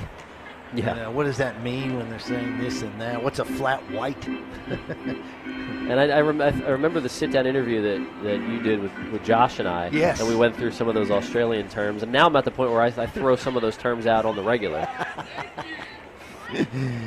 I like that. This is a big at-bat here. We got 1 out. You got runners in the corners. A hit here would just be priceless, really. The most productive and consistent hitter in the Aces lineup this season at the bat. Well, he puts one out. It's a 3-run deficit just like that. Here's the 0-2 from Fowler. Glendinning stays alive. It's one of those things this year. I remember you guys asking me the difference between this year and some of the years, like the back-to-back title years and all that.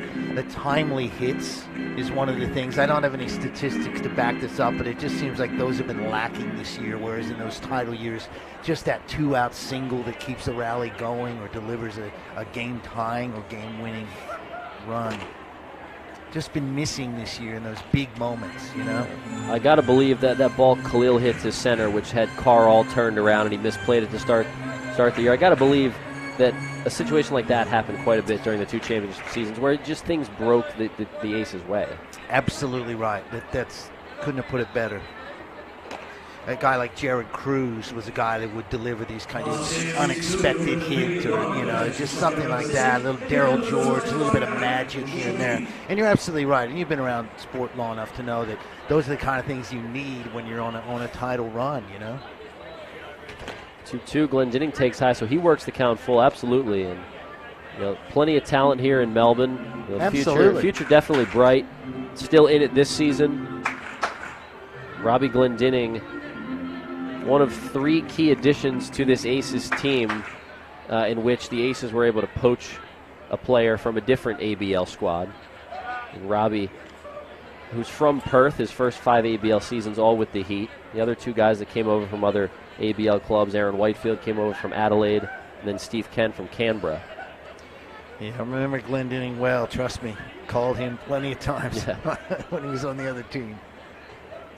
3-2. That misses upstairs, ball 4, and the bases are loaded. So Fowler, who is not allowed to run over 5 1/3 innings of work so far tonight, all of a sudden is in a jam with the bases juiced. And, I mean, a ball in the gap changes this game with, in one swing here, Ed. It does, and it looks like Adamson's going to come out and have a chat with him. I don't see anyone up in the bullpen at the moment, Mike, but could happen soon. In fact, here does come someone. So he had been warming up and, in fact, was getting ready to come in. So we will have a pitching change. So we've got a punt 1-2-3 pitching change here in Melbourne. Fowler's night is done. He goes 5 1/3 innings. His line is not closed. He's responsible for all 3 runners currently on base for the Aces. Really solid outing. He struck out 6, and he is in line for the win since he completed the minimum 5 required. We'll let you know who the new pitcher is in a minute, but while we have some time during the pitching change, gives us some time to talk about the memberships that you can get for the 2023-2024 Aces season. Now's the time to save on Aces memberships for next season. Save an average of $65 per membership when you sign up today with early bird pricing. Reserve your seat anywhere in the ballpark and save big when you come to Melbourne Ballpark this weekend and sign up with our staff. This offer is only available for a limited time, so come to a game and sign up now with deals starting as low as $20. Come watch the Aces live and score big for next year. And those are for 2023-2024 season memberships, early bird pricing. Ed, now is the time to cash in and secure your spot for next season. You know what I say? Early bird gets the worm, also gets the membership price locked in, right? That's very catchy, isn't it? I like it. I think I might market that. You should. No, you want to get out. Should. You want to get going. Get those prices locked in for next year because, look, this hasn't been the Aces' greatest year, obviously, when you win 2 back-to-back titles. But still, there's been some great baseball. There's been some fun nights, beautiful weather. Just remember that next year. You want to be out here early. You want to be out here in November, December watching these games. Get on the membership. Get here and enjoy what we've been enjoying since November. Every night at Melbourne Ballpark is a ton of fun. I mean, the crowd on hand tonight coming out to support this team. We're expecting some big crowds the rest of the series as well. Indeed. Last series, it was great to see how many people showed out during New Year's weekend. It was awesome. I mean, the atmosphere was electric, especially the New Year's Eve game. So ready to start things up again here in the bottom of the 6th. Jordan Fowler, 5 1/3 innings of work.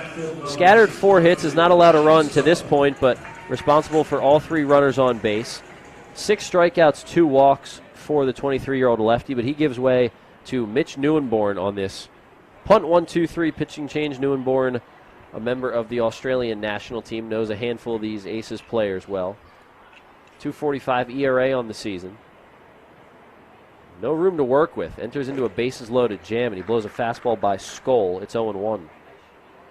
Yeah, let's hope he doesn't know him too well here in this inning because we could use a couple of runs. Keep this thing close, as you mentioned.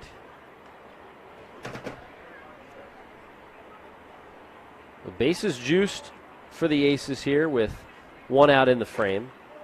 Pitch to Skoll, misses inside. Count 1-1. Really patient approaches from Aces hitters here in the inning. Indeed, and that's something we looked at and sort of been a little bit. It hasn't been always that way this year, has it? So yeah, it's great to see in this inning. Look what happens. We got the bases loaded. 1-1. Breaking ball diving down and in. It's 2-1. Well, Glendinning walked to load the bases. Earlier in the inning, Khalil doubled to start the frame. Dale singled to set up first and third. Robson struck out on a full count pitch, and then Glendinning walked on a full count pitch. Skoll, the 5th man to hit in the inning. Aces down 6-0, but that could change quick. Count now 2-2 on Skoll after the foul. Well, all it takes is one big hit to the gap to really get this thing going. You know, you start seeing guys circle the bases, and one of those baseball cliche sayings, hitting is contagious. Yeah, and that's another thing we just haven't seen this year, is it? That ability to just kind of get on a roll and hit and keep going. But the potential is there, and certainly is here right now. Aces looking to break up the shutout, also looking to cash in on a big inning. 2-2, Skoll pops it up. That one's going to get Out of play foul. Down into the Cyclone tool shed where grab yourself a beer and a bean bag and sit back and watch the game. That ain't a bad situation right there. It's a very good situation. I did a little promo shoot out there. Just wanted to stay for the rest of the game. Yeah, I don't blame you. Got some work to do. Come on. Yeah, if they need another promo, let me know. I will volunteer my services. You got it. Oh, I'm a big beanbag guy. Love just chilling, sitting in a beanbag. Watching a game, even better. 2-2. Skull chases, nowhere to go. He strikes out for out number 2. Neuenborn does his job, at least part of it, and retires the first batter he faces, keeps the runners where they are. Yeah, it's a big strikeout for Neuenborn. So it's up to Lavarnway with 2 gone and the bases loaded. Well, he's been such a fun addition to this team, Ed. Just joined the team before round 7 against Canberra. He got the fireworks started on New Year's Eve with that solo homer to break a scoreless tie. Really solid series in Sydney as well. You want experience at the plate, you got it. 8th game of the season for Lavarnway. 5th behind the plate. He's DH'd twice, and he's also had a game at first base. Well, the veteran presence that he brings to this team, it's one of those things where you can't quantify it. It's just one of those intangibles, and you see how effective it is with how it plays out with some of the other guys on the diamond. Yep. Had a chance to talk to Ryan in an interview with him, Matt O'Neill, and J.D. Osborne yesterday, talking about catching. And one of the things he was talking about, he saw right away how good of a receiver Matt O'Neill was behind the plate, how good his footwork was. So he picks up things from some of these young guys, and is also helping them as they continue their baseball careers. Yeah, that's a great thing. We've talked about that in the past with the ABL. You get guys on the way up, guys on the way down, guys that just love and want to keep playing. It's just a great mix of players from both Australia and obviously around the world. 1-1's outside. Neuenborn looking to navigate through this 6th, an inning that was started by Fowler. He's out of the game now. Aces looking for their first win against Adelaide this season. See if they can come from behind down 6 here in the middle innings. Here's the 2-1 to Lavarnway. That's outside. So Neuenborn losing the strike zone here. Nowhere to put Lavarnway. We'll see what Ryan does. Got to think he's getting fastball here. 3-1, bases loaded. See if he jumps on it. Neuenborn has slowed his pace down. Here's the 3-1. Broken bat, grounder to the left side. Tough play, but the play made by Walters. Bare hand and everything. Gets it over to first. Bat shatters, and the inning is over. Great play again. About the second play he's made over third tonight. Really nice play. Saves a run. The Aces leave him loaded, and Aces still scoreless through 6. It's 6-0 Adelaide. We head to the top of the 7th after this on Aces TV. Aussie gardeners are best served by Aussie tools, built specifically for our unique environment and conditions. Back in the 1890s, Leonard Chambers and William Thompson started a beekeeping supply business in Melbourne. Little would they know that their company would go on to change how Australians garden for well over a century. Cyclone is ingrained into our country's history and our way of life. Our tools are long-lasting and purpose-built for hard work. We've been making quality tools for over a century. They last that long, you can hand them down to the next generation. Good, quality, honest product that the Australian people have grown to love. It's not an Aussie shed without a Cyclone. My biggest takeaway of being here for 34 years is just sense of pride in the product. Australians buy good products.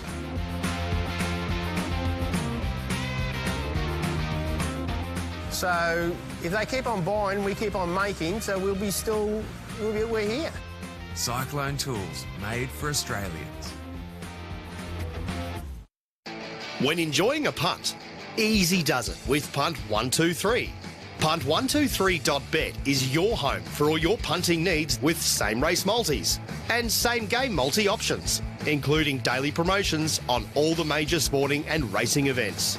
It's punting made easy. Get in the game with Punt 123. Visit punt123.bet or download the app today. Gamble responsibly. If gambling becomes an issue for you, call 1-800-858-858. And if you look in the middle of this diamond dash, a late run from the back, Justin Hubert, showing that he's still got those big league wheels. I'm not sure he ever had big league wheels between you and me, Josh. I don't know. He could hit. I'm not sure how well he ran. Well, I didn't say it. Ed did, Justin. I just want that to be clear when we're reassessing contracts. Lattimore stepping up to the plate here. That home run in the second got things going. Young sends a 2-1 pitch that's popped into shallow center field. It's Khalil under it. Now it's Dale taking control. Who gets the out here in the top of the seventh? So the Aces leaving them loaded. A really tough break in that bottom half of the sixth inning. Yeah, Michael and I talked a little bit about this last inning, so I don't want to repeat myself, but when you guys asked me the difference kind of between this year and some of the past years, those situational hits, walks, pass balls, anything to get a run across, it just hasn't happened this year. The hits in key times, you get a bases loaded, right? You just don't get a hit.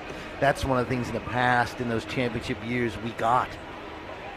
And it's been pretty sporadic. Yes. I mean, we saw it a little bit against Melbourne. We've seen it from time to time. Brisbane, in that win again, in that series, we saw it. But it's just not the kind of baseball you've expected from the Aces. Yeah, and it's unfortunate. And just a lot of it's luck. A lot of it's, guys just not delivering. But just very frustrating when you know you've got some pretty solid guys here. The Aces have put together a pretty good unit. Just kind of hasn't played out the way we hoped it would.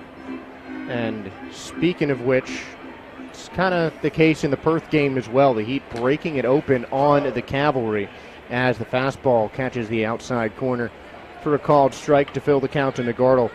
It was a tie game heading into the seventh. Now it's the bottom of the seventh in Canberra. The Heat lead the Cavs 8-3.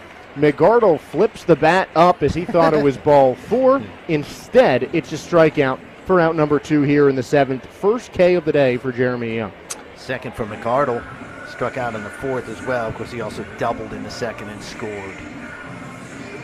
So 2 gone now. Another strikeout victim in Liam Spence, who has reached base twice but only once safely. Walking in the fifth, reached on an error in the second, and struck out in the third, taking the first pitch low for ball 1.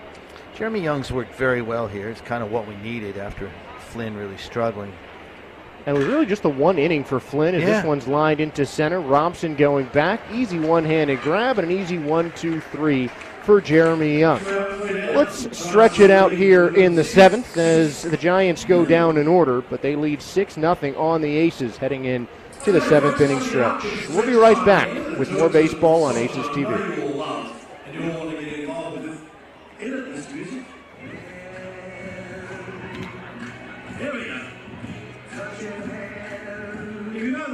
Make sure you sing along.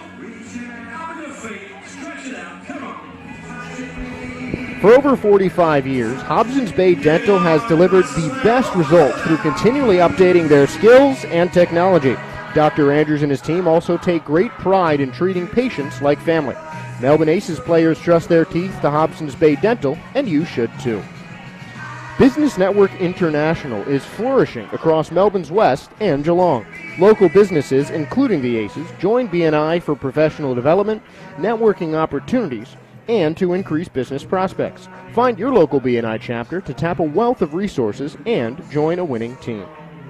New Era Technology provides specialized IT solutions for your business around internet and voice communications, managed services, as well as secure cloud hosting for data and software. Trusted by the Aces, New Era has an extensive team of engineers and sales professionals who provide hands-on collaboration that is backed by deep industry training.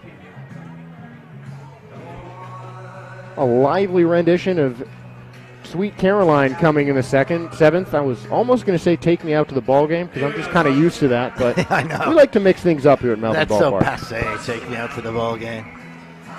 I'd agree with you, but I grew up a Yankee fan, and Fenway Park made Sweet Caroline popular, right. so there you go. I don't want to support it. No, it is a. All jokes aside, it is a great song and certainly a classic one to come up at this point in the game. It's being played at so many sporting events. Sydney Swans, AFL team use it, and it's just all around the world now. It's amazing how popular it's become. I'd have to see some AFL while I'm still in Australia. If you're around, I would say some preseason games in February, some real action in March, if you can hang around that long. It's worth a look, no doubt about it. Great sport. Preseason is probably more likely, but we'll see. You never know. Chris Burke leading off the 7th for the Aces. Taking a look at a fastball outside. Mitch Noonborn stays in the game for Adelaide. And it's a 1-0 count to Burke. Did you see the opening pitch from Scott Jamieson? I did. Yeah, he Melbourne City. Did not want to warm up. No. I told him he might want to throw a warm-up pitch because it's a very intimidating thing. I threw it out a couple years ago, but he said no. It was a good pitch, just a passed ball by Enciando. Yeah, and Brett Ralph, of course, the big cheese around here, he said remind him of a game of football, right? Jamieson threw it, it got past the goalie, scored, went to the net. So I guess it's a pass ball here, but in Jamison's home field, it's an own goal. And as a defender, that's really the last thing you want. No, that's right. Great captain, very good player, and super nice guy. Really happy to be here, really fired up about watching some baseball. I did have a chance to catch a Melbourne City match when I was in the season earlier as Burke popped this one up in a shallow right field. Seated to the center fielder, Jared Carr makes the grab for out number 1. Yeah, they're the league leaders right now. Yeah. That's what I like to see. I do know a lot about soccer. That's probably the sport that I catch more than almost as much as baseball, and Melbourne City was a team that I come to root for because they are in the same ownership group as a team I used to work for in New York City FC. Of course, the City Group, yeah. Same ownership group as, I think, Corona FC as well, a team in China whose name is currently escaping me, and, of course, the English Giants in Manchester City as well. Yes. First pitch to J.D. Osborne, right over the plate for a called strike. He's grounded out to third twice, including a really nice play by Ian Walters back in the 5th. So it's an 0-1 to Osborne. The pitch by Noonborn in there for a strike again.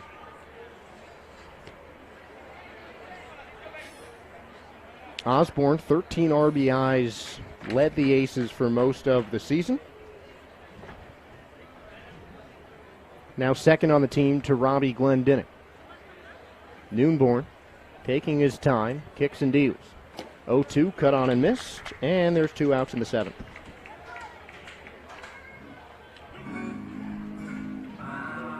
Now we'll take a look at that first pitch again from Scott Jamieson. Ha, there we go. Yeah, not a bad pitch. A curveball, like a solid 12-6 curveball. It looked like it, didn't it? Better than anything I could have thrown, I'll tell you that. Not sure that Enciando's got a future behind the plate, just quietly. Yeah, I think he's going to stick on the mound next time.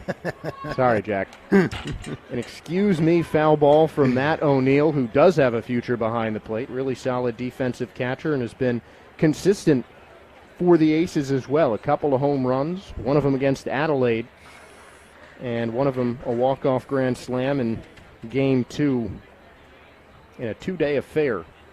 Second day of the season. 0-1. This is hammered high into right field, but is right in front of the track for McArdle, and there's out number 3. So for the fourth time today, the Aces go down in order. We're through 7 here at Melbourne Ballpark. 6-0 the lead. Adelaide in control here on Aces TV. At the Sporting Globe, we're a little different to other pubs and bars. We have more than just cooks, we have chefs. We have more than bar service, we have table service. We have more than specials, we have specialties. We have more than live sporting events, we have atmosphere. And we have more than customers, we have fans. It's more than a sports bar, it's a Sporting Globe.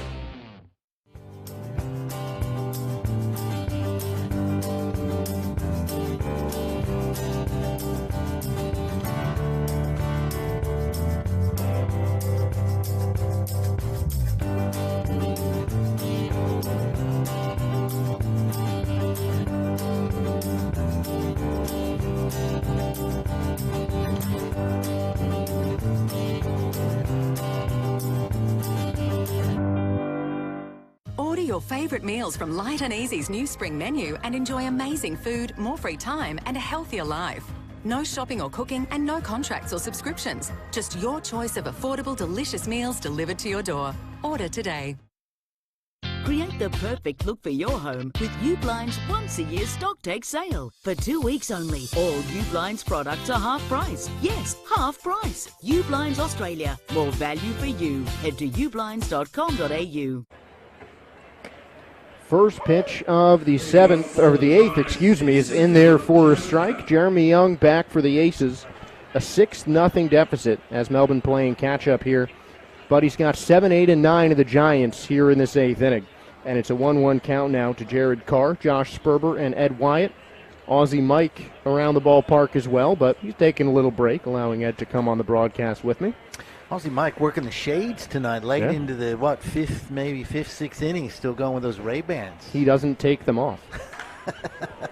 2-2 now as that's fouled away. I'm told he sleeps in his shades, but we'll have to get him to confirm that when he comes on for play-by-play in the ninth. It wouldn't surprise me. No. Looking at the score sheet tonight, you mentioned it, that one bad inning for Brian Flynn, that second inning, Adelaide getting 5 runs on 5 hits, and that's kind of been the story, really. Yeah, that run was preventable in the fourth, a sacrifice fly. And the Aces have had their chances as well as Carr fouls another 2-strike pitch to keep it 2-2. But as you said it, that second inning, 4 earned runs out of 5 total did the job. Jeremy Young, though, doing the job here. He's retired 7 of 7. And that's his second strikeout as Carr is down swinging for the second time today. Yeah, it's great. This is great stuff from Young. It's really what you needed. 6 is a big deficit, obviously, but you can't allow any more, and he's done a great job in sort of shutting him down. And that's what he's been all season. He's had really quietly probably the most dependable arm out of the bullpen for the Aces. As that misses outside on the slider. 1-0 count to Jared Rogers, the DH. The pitch. Breaking ball just missing low, and it's 2-0. That's one of those things, too. If, used to watching Major League Baseball with these massive bullpens. You just don't have that here. And, you have to be really clever the way you use your pitching staffs. 2-0. Right over the heart of the plate, and it's a called strike. And Young has been really versatile. We've seen him in situations where you need to get those high leverage outs. We've seen him where you just need to keep the Aces in the game, as he's doing here. Easy grounder to Dale, 2 outs here in the eighth inning. Yeah, that's absolutely right. And that's another thing I think in the past that the Aces have had. They've had guys like Darryl George, Jared Cruz. They can play different positions. They can do different things. And Young is an example of that this year as well, as you said, being adaptable and dependable. So 2 gone, and the number 9 hitter up for Adelaide. First pitch, a called strike to Ian Walters. Hasn't hit very well, but boy, has he made some plays in the field. 2 remarkable plays at third. Really good glove, and the only Giant who has yet to reach base thus far. 0 for 3, 2 flyouts and a strikeout. Was the second strikeout victim and the first out of that second inning against Brian Flynn. As the 1-1 misses outside, 2-1. It was me in Little League, Josh. That was a great glove. Could not hit. Yeah, it was me as well. 2-1. Hit on a line right to the second baseman. Easy play for George Khalil. 9 up, 9 down for Jeremy Young. He has looked spectacular tonight and making it look easy. The Aces do not have an easy task ahead of them, though. 6 runs to catch up on as we head into the bottom of the 8th.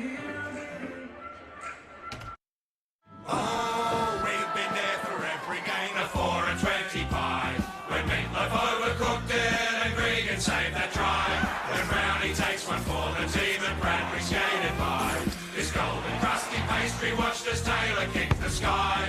When Dan Simmons makes a 3, we give a big high five. What future sport looks like just won't be right without a pie. Oh, what a lovely pie, me mates are 4 and 25. Oi!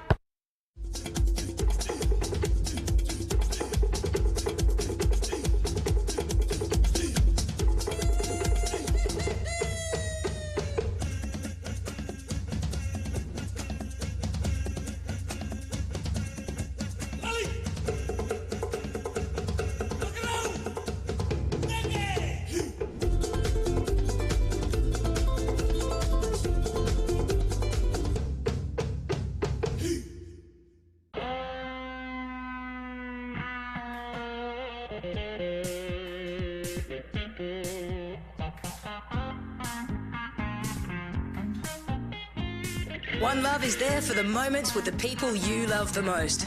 To share the highs and the lows together. It's the one for all people, all times, and all places. Brick Lane's One Love Pale Ale. It's the one for all.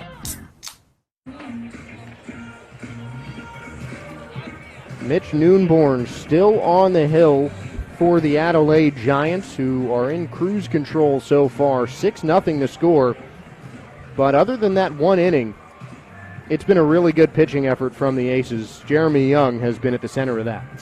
Certainly has. Now you get 6 runs, and you always say you got to sort of chip away if you can. So, get 3 here and 3 in the ninth, and you tie it up. But it has been tough for the Aces. Other than that bases loaded inning, they really haven't had much of an opportunity to get a run across. And that was back in the 6th, led off by George Khalil, who was hoping to do more of the same. He had a leadoff double in that 6th inning. He's been really solid against Adelaide this season as he swings and misses an outside fastball to make it 0-1.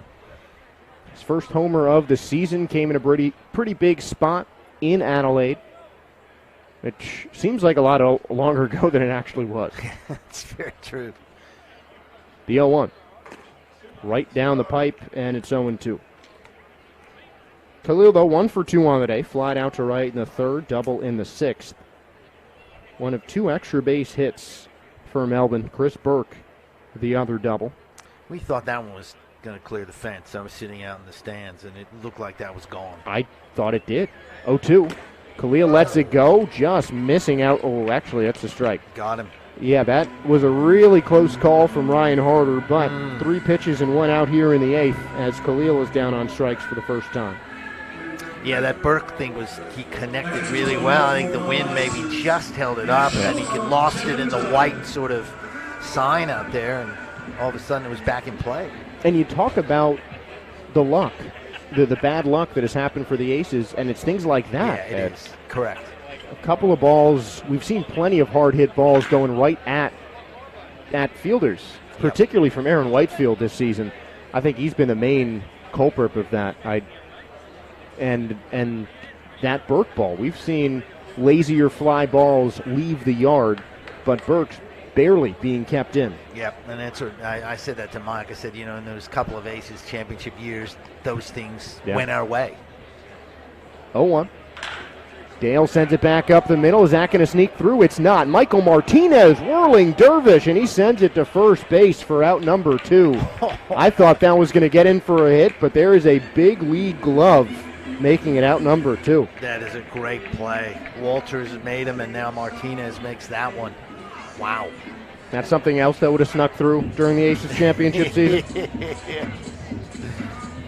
Look at that. Magnificent defensive play. And what I thought was going to be Dale's second consecutive hit, but robbed by the shortstop. And now Jacob Robson will come up to the plate. He's 0 for 3 today, 2 strikeouts for the center fielder as the righty deals. Breaking ball low and in, and it's 1-0. That's just one of those plays where you have to just take the home team hat off and just go, that's an incredible baseball play. That's a cap tipper for sure. Yeah. The 1-0. Missing low and away, 2-0. Robson's a guy who has really improved in terms of plate discipline this season. Beginning of the year, he was swinging at just about everything, making some good contact, but he has really become more patient at the plate. A really polished hitter he is now it's 3-0. Somebody was asking me about the ABL the other day. They didn't really know baseball that well. But they said, Major League's got that really long season. This is such a short season, to figure things out and get comfortable. It was a really interesting point. 3-0, called strike, and it's 3-1. And I was actually talking to, I think it was Liam Spence of the Giants earlier today, a guy who plays minor league baseball, just about how short this season is. Yeah. And a minor league season, we're not even at the quarter mark. Yep. A 2-out walk there to Jacob Robson, a guy with plenty of minor league experience. And now Robbie Glendinning, a current minor leaguer in the Kansas City Royals system. Reached as high as AA with the Altoona Curve when he was with the Pirates, now with the Northwest Arkansas Naturals. a guy I expect to progress to AAA and maybe even higher this year. And speaking of that, our good buddy Nick Batters, now the play-by-play guy for the Omaha Storm Chasers, AAA club for Kansas City. First pitch to Glendenning over there for a called strike. A big congrats to Nick Batters, a former Aces broadcaster. Great guy. And another congratulations to his predecessor. I think we might have mentioned this on the air, but Jake Eisenberg, who I actually worked with when we were both in Brooklyn, promoted to the Kansas City Royals broadcast team. Oh, that's great. Nick taking his job. Really well-deserved, a guy that I don't know personally, but I know by reputation, and obviously you know him well. The Aces staff here knows him really well. He'll be getting his championship ring pretty soon. Yeah, very, very pleased for Nick, one of the great guys, hard worker, super hard worker. Not that you and Mike aren't, but he sort of set the bar pretty high. Glendenning sprays it foul the opposite way, 0-2. And you know what else he did? He did so much research that I didn't really have to do it. I just kind of come in here, have some fun, you know. Come on, Nick, loosen up a bit. He just had it unbelievably laid out. But a hard worker, very happy for him. Big congrats to the former ace getting up to AAA. Hope he remembers the little people. A little wink, wink, nudge, nudge from Ed. But it's an 0-2 for a guy he may be calling in AAA. Glendenning lets the breaking ball miss upstairs, and it's 1-2. That's a good eye there. I thought he was going to be punched out on that one. Glendenning, a guy who dealt with some injuries, had a solid beginning to his minor league career, but staying in AA after missing 2021 with an injury. 1-2. Swing and a miss. There's strike 3, and that ends the 8th inning. So Melbourne leaves a runner stranded for the 6th time today. And we'll head into the 9th inning, 6-0 the lead. Big thanks to Ed for joining me on color. Thank you. And Good to see we'll you. toss it back to Mike in the 9th. 6-0 Adelaide Giants lead. Stick with us here on Aces TV. As a simple painting firm. For over 40 years, All Green Nursery has been providing the communities of Melbourne's western and northern suburbs the best advice and results for their gardens. Our retail centre, indoor plant space and expansive nursery floor showcases over 150 varieties of vibrant plants, most of them grown locally right here in Werribee South. We have qualified horticulturalists on site to help assist with all your gardening needs, and our home decor section is stocked with a full range of quality options. All Green Nursery, your local plant nursery and garden centre. Visit our sites in Hoppers Crossing and Epping.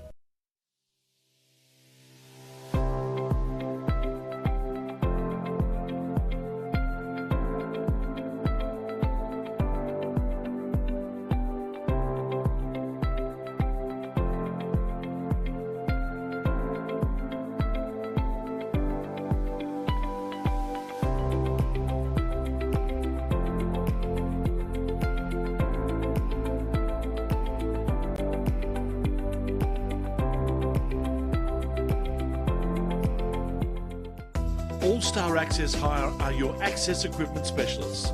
We have an extensive range of state-of-the-art equipment, and we pride ourselves on delivering outstanding customer service. We have the youngest fleet of equipment in Victoria, and we are consistently adding new machines. We get to know our customers and form partnerships with them. This video is of our partnership with the Victorian Government at Reservoir Station. All-Star Access Hire are proud sponsors of the Melbourne Aces and our All-Star Bar. After 3 perfect innings of relief from Jeremy Young, the Aces make another pitching change. Right-hander Jack Enciando into the game on this punt 1-2-3 pitching change. Brian Flynn went the first 5, then 3 spectacular frames from Young. And now Enciando. Like Young, Enciando did not pitch in round 8 at Sydney, but gets a chance here in game 1 of round 9 against Adelaide. It's the Giants 6 and the Aces nothing. 12 combined hits in the game, just 4 for the Aces. But as we open play in the top of the 9th, the Aces still within striking distance. Looking to throw up a 0 in the top half of the inning, and then get the bats going in the bottom half. Top of the order for the Giants, it's Ward, Martinez, and Kirion. 5th time through the order for the Giants, who scored 5 of their 6 runs in the 2nd, and then they tacked on that 6th run in the 4th inning. Michael Marcantonini and Josh Sperber bringing you the action. 3 fun innings from Ed Wyatt in the booth. Always good to have Ed back in the booth. And we'll have him on the rest of the series as well. First pitch of Enciando's night, it's a fastball that misses outside. Definitely missed Ed in those series most of December. Ed's the best. So, Yeah. I mean, having him on air to just talk ball and have some fun going back and forth in conversation is always good. Translation, to get a break from me. So here's Enciando on for the 5th time this season. Pitched once against Perth in round 2, once in Geelong in round 6, and then twice against Canberra in round 7. Diving stop by Dale to keep it in front, but it's an infield hit for Nick Ward, who just keeps hitting. 3 for 5 tonight.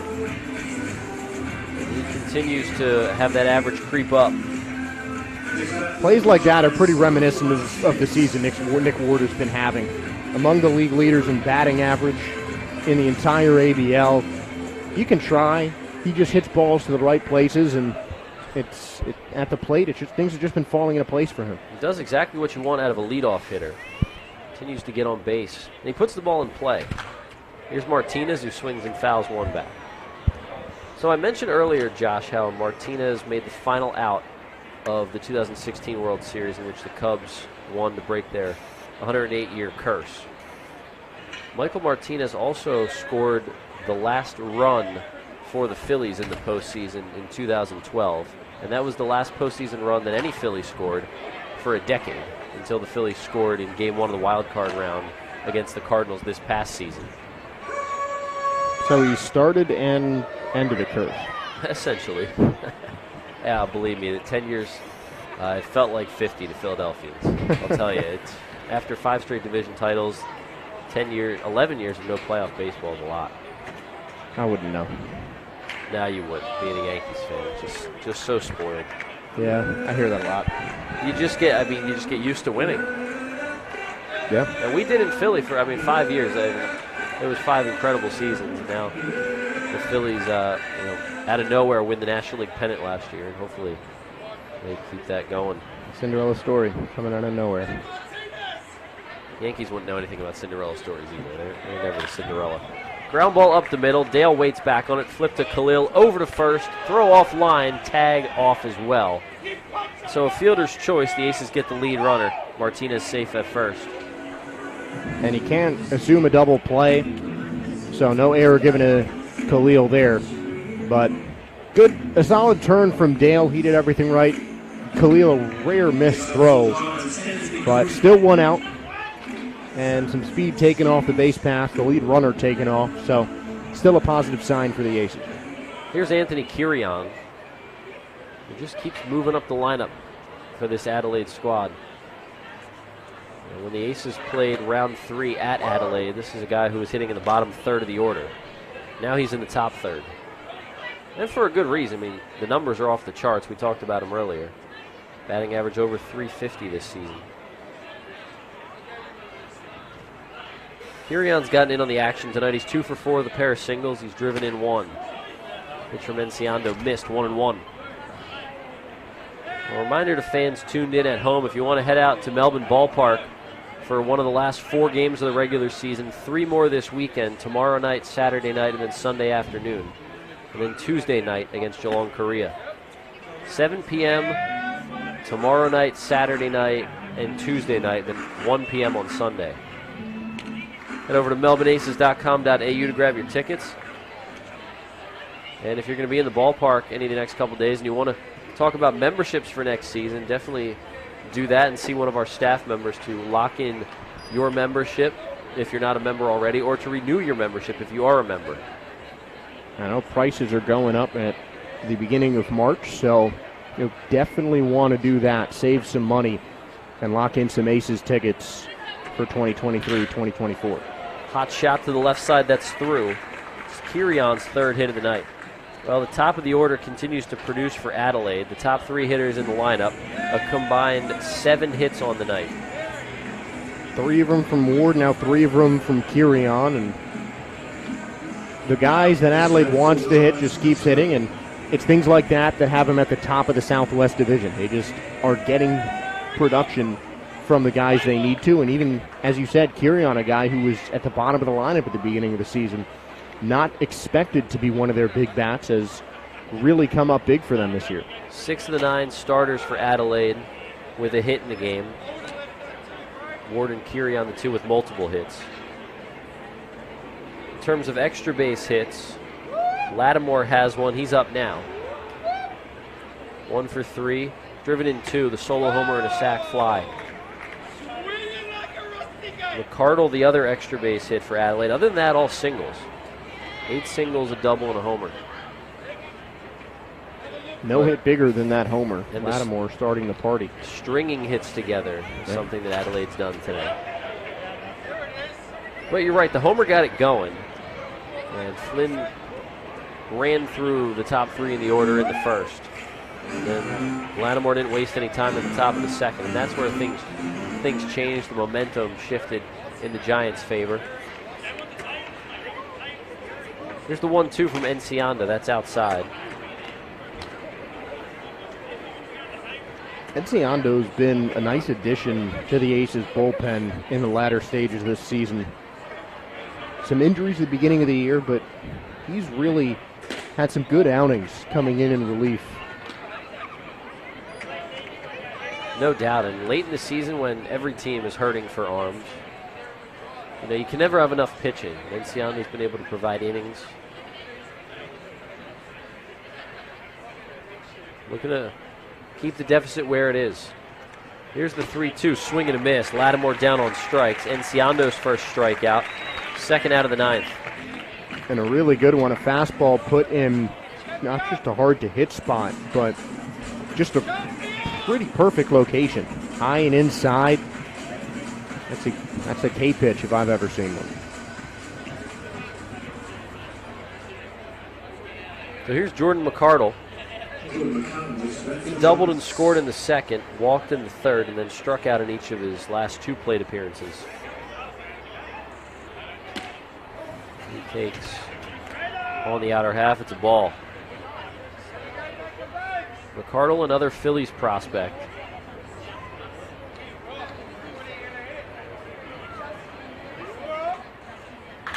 He rips one over the head of Osborne into the right field corner.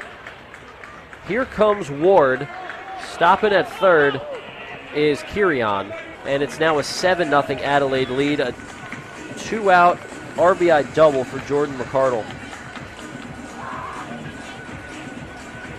And another really hard hit ball. Just another one I'd like to see the exit velo on. McCardle, when he connects, he just torches that baseball. Well, the Adelaide native adds an insurance run for the Giants. Here's Liam Spence.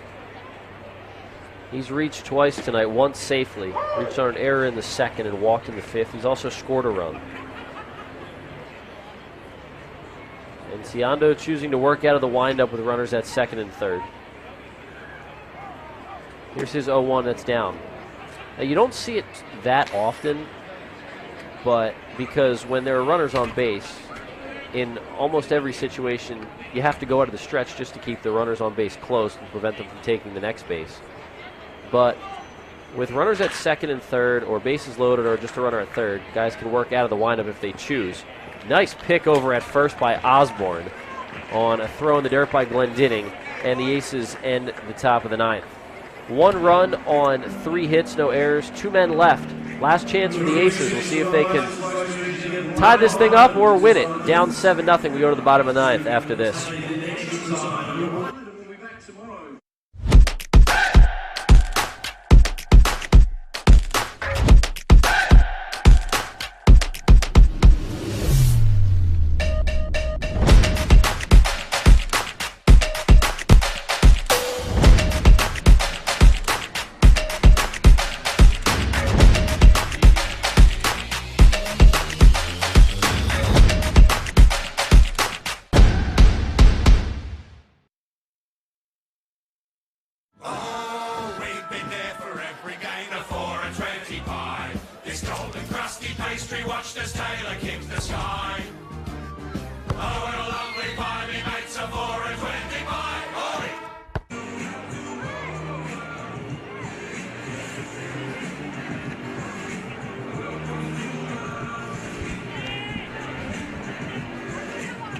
Bottom of the ninth inning at Melbourne Ballpark. Aussie Mike and Josh Sperber bringing you the action.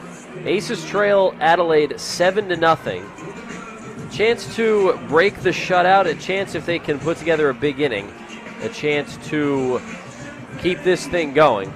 Pitching change for Adelaide. We've got a punt 1-2-3 pitching change as they bring on Bubby Rossman III.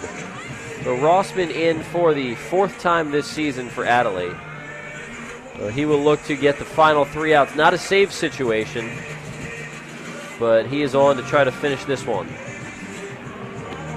And good move by Adelaide to get a guy who struggled this season in a couple of outings in not a high leverage situation. Ace is hoping to take advantage of that. A guy who has let up 5 runs, 3 of them earned in 2 2/3 innings. Over 1 run per outing. 7 walks and 5 strikeouts, but opponents hitting just 100 against him. So he can be a little bit wild. The Ace is hoping he gives them some pitches to hit because they've got some work to do. Rossman takes over for Mitch Neuenborn, who worked 2 2/3 scoreless innings, 4 strikeouts, 1 walk. He did not allow a hit either. Jordan Fowler in line for the win, 5 1/3 shutout innings, 6 strikeouts for him. Lowered his ERA to 1.87. Neuenborn lowered his ERA to 2.19. And as Josh mentioned, Rossman in, who struggled this year, but a low leverage, low pressure situation. He's got Skoll, Lavarnway, and Burke, the middle of the Aces order, 4, 5, 6.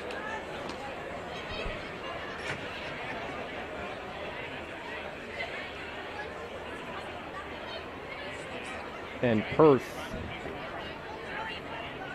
putting the Aces elimination number down to 2 expectedly. They are up 8-3, last licks.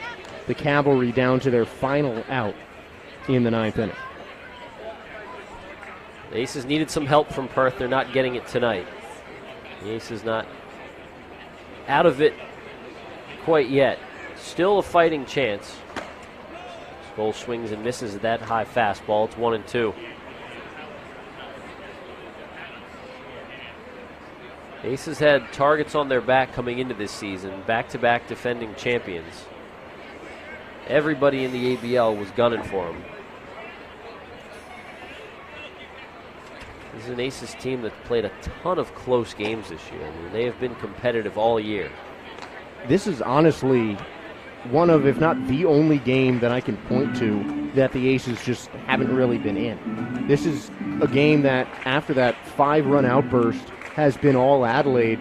But other than that, you look up and down the Aces schedule, they have had the ability to get wins in just about every game they've played. Skoll chases a fastball in the outer half. He's out number 1. This is a fun Aces team. This is a really talented Aces team. Just a couple breaks here and there, and things could have been a lot different. You look at tonight, the rally that Adelaide put together in that 2nd inning for 5 runs. Just a couple balls that found the outfield grass. Balls that weren't hit right at guys. Aces hitting a lot of balls hard tonight, but not a lot falling. Here's Lavarnway. He's 0 for 3.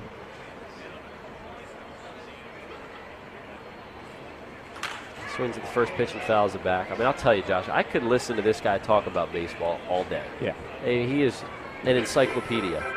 There's just so much that he can talk about, just in terms of experience, especially at the big league level, but just really a student of the game. He knows so much about the game. I mean, you catch for this many years, you're gonna pick up some things that other guys just don't see out on the diamond. Ground ball to short. Martinez, an off-balance throw, handled by Spence. All night, Michael Martinez has flashed the leather out at short. Another thing about Lavarnway, he just oozes love for baseball. You can't have a conversation where just genuine love for the game doesn't come out, and it's infectious. Like you really enjoy just chopping up, talking ball with guys like that. He passes the vibe check all the time. 100%. Here's Chris Burke. Aces down to their final out. 2 gone and no one on. Burke doubled his first time up. One of 2 extra base hits on the night for the Aces.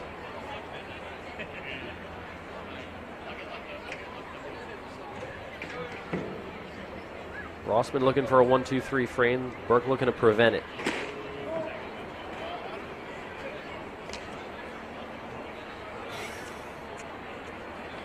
And Burke's been swinging a pretty hot bat lately. He's reached base in each of his last 4 games for the Aces. Bunch of extra base hits as well. 2 doubles, a triple, and a home run over his last 4. Burke familiar with a lot of the guys on this Adelaide side, of course, just from being a native Australian and playing with a lot of these guys growing up and on the national team, but also the Phillies connection. Burke, a prospect in the Phillies organization. Teammates during the regular season with a lot of these guys, including the man who started tonight, Jordan Fowler. Those 2 teammates down with Low A Clearwater. 3-0, fastball over. It's 3-1. A guy that Burke this year not doing as much catching, but he's probably got plenty of experience catching Jordan Fowler. And one of the first things that I remember talking about with LaVarnway is just the bond between a pitcher and a catcher. So that must have been a couple of fun at-bats. Burke takes ball 4. Always great to get a hit off one of your teammates, as he did that with the double off Fowler in the first. So Burke reaches for the second time tonight. That brings up Osborne. He's 0 for 3.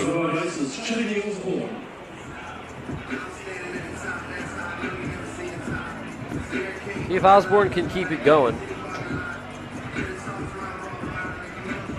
It's really fun to have JD involved in that interview with all the Aces catchers as well. A guy who didn't start catching until pro ball.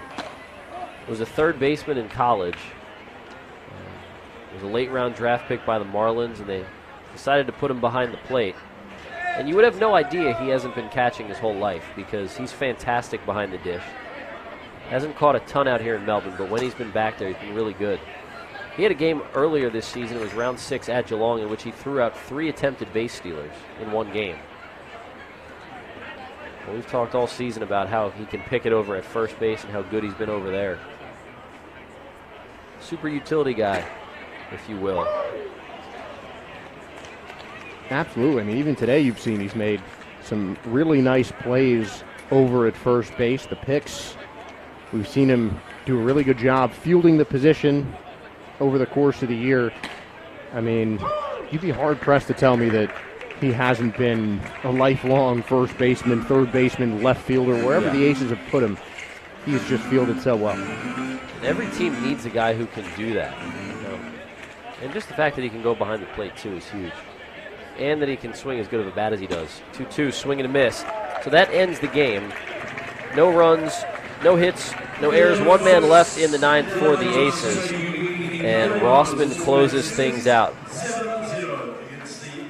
12 strikeouts tonight combined between 3 Giants pitchers.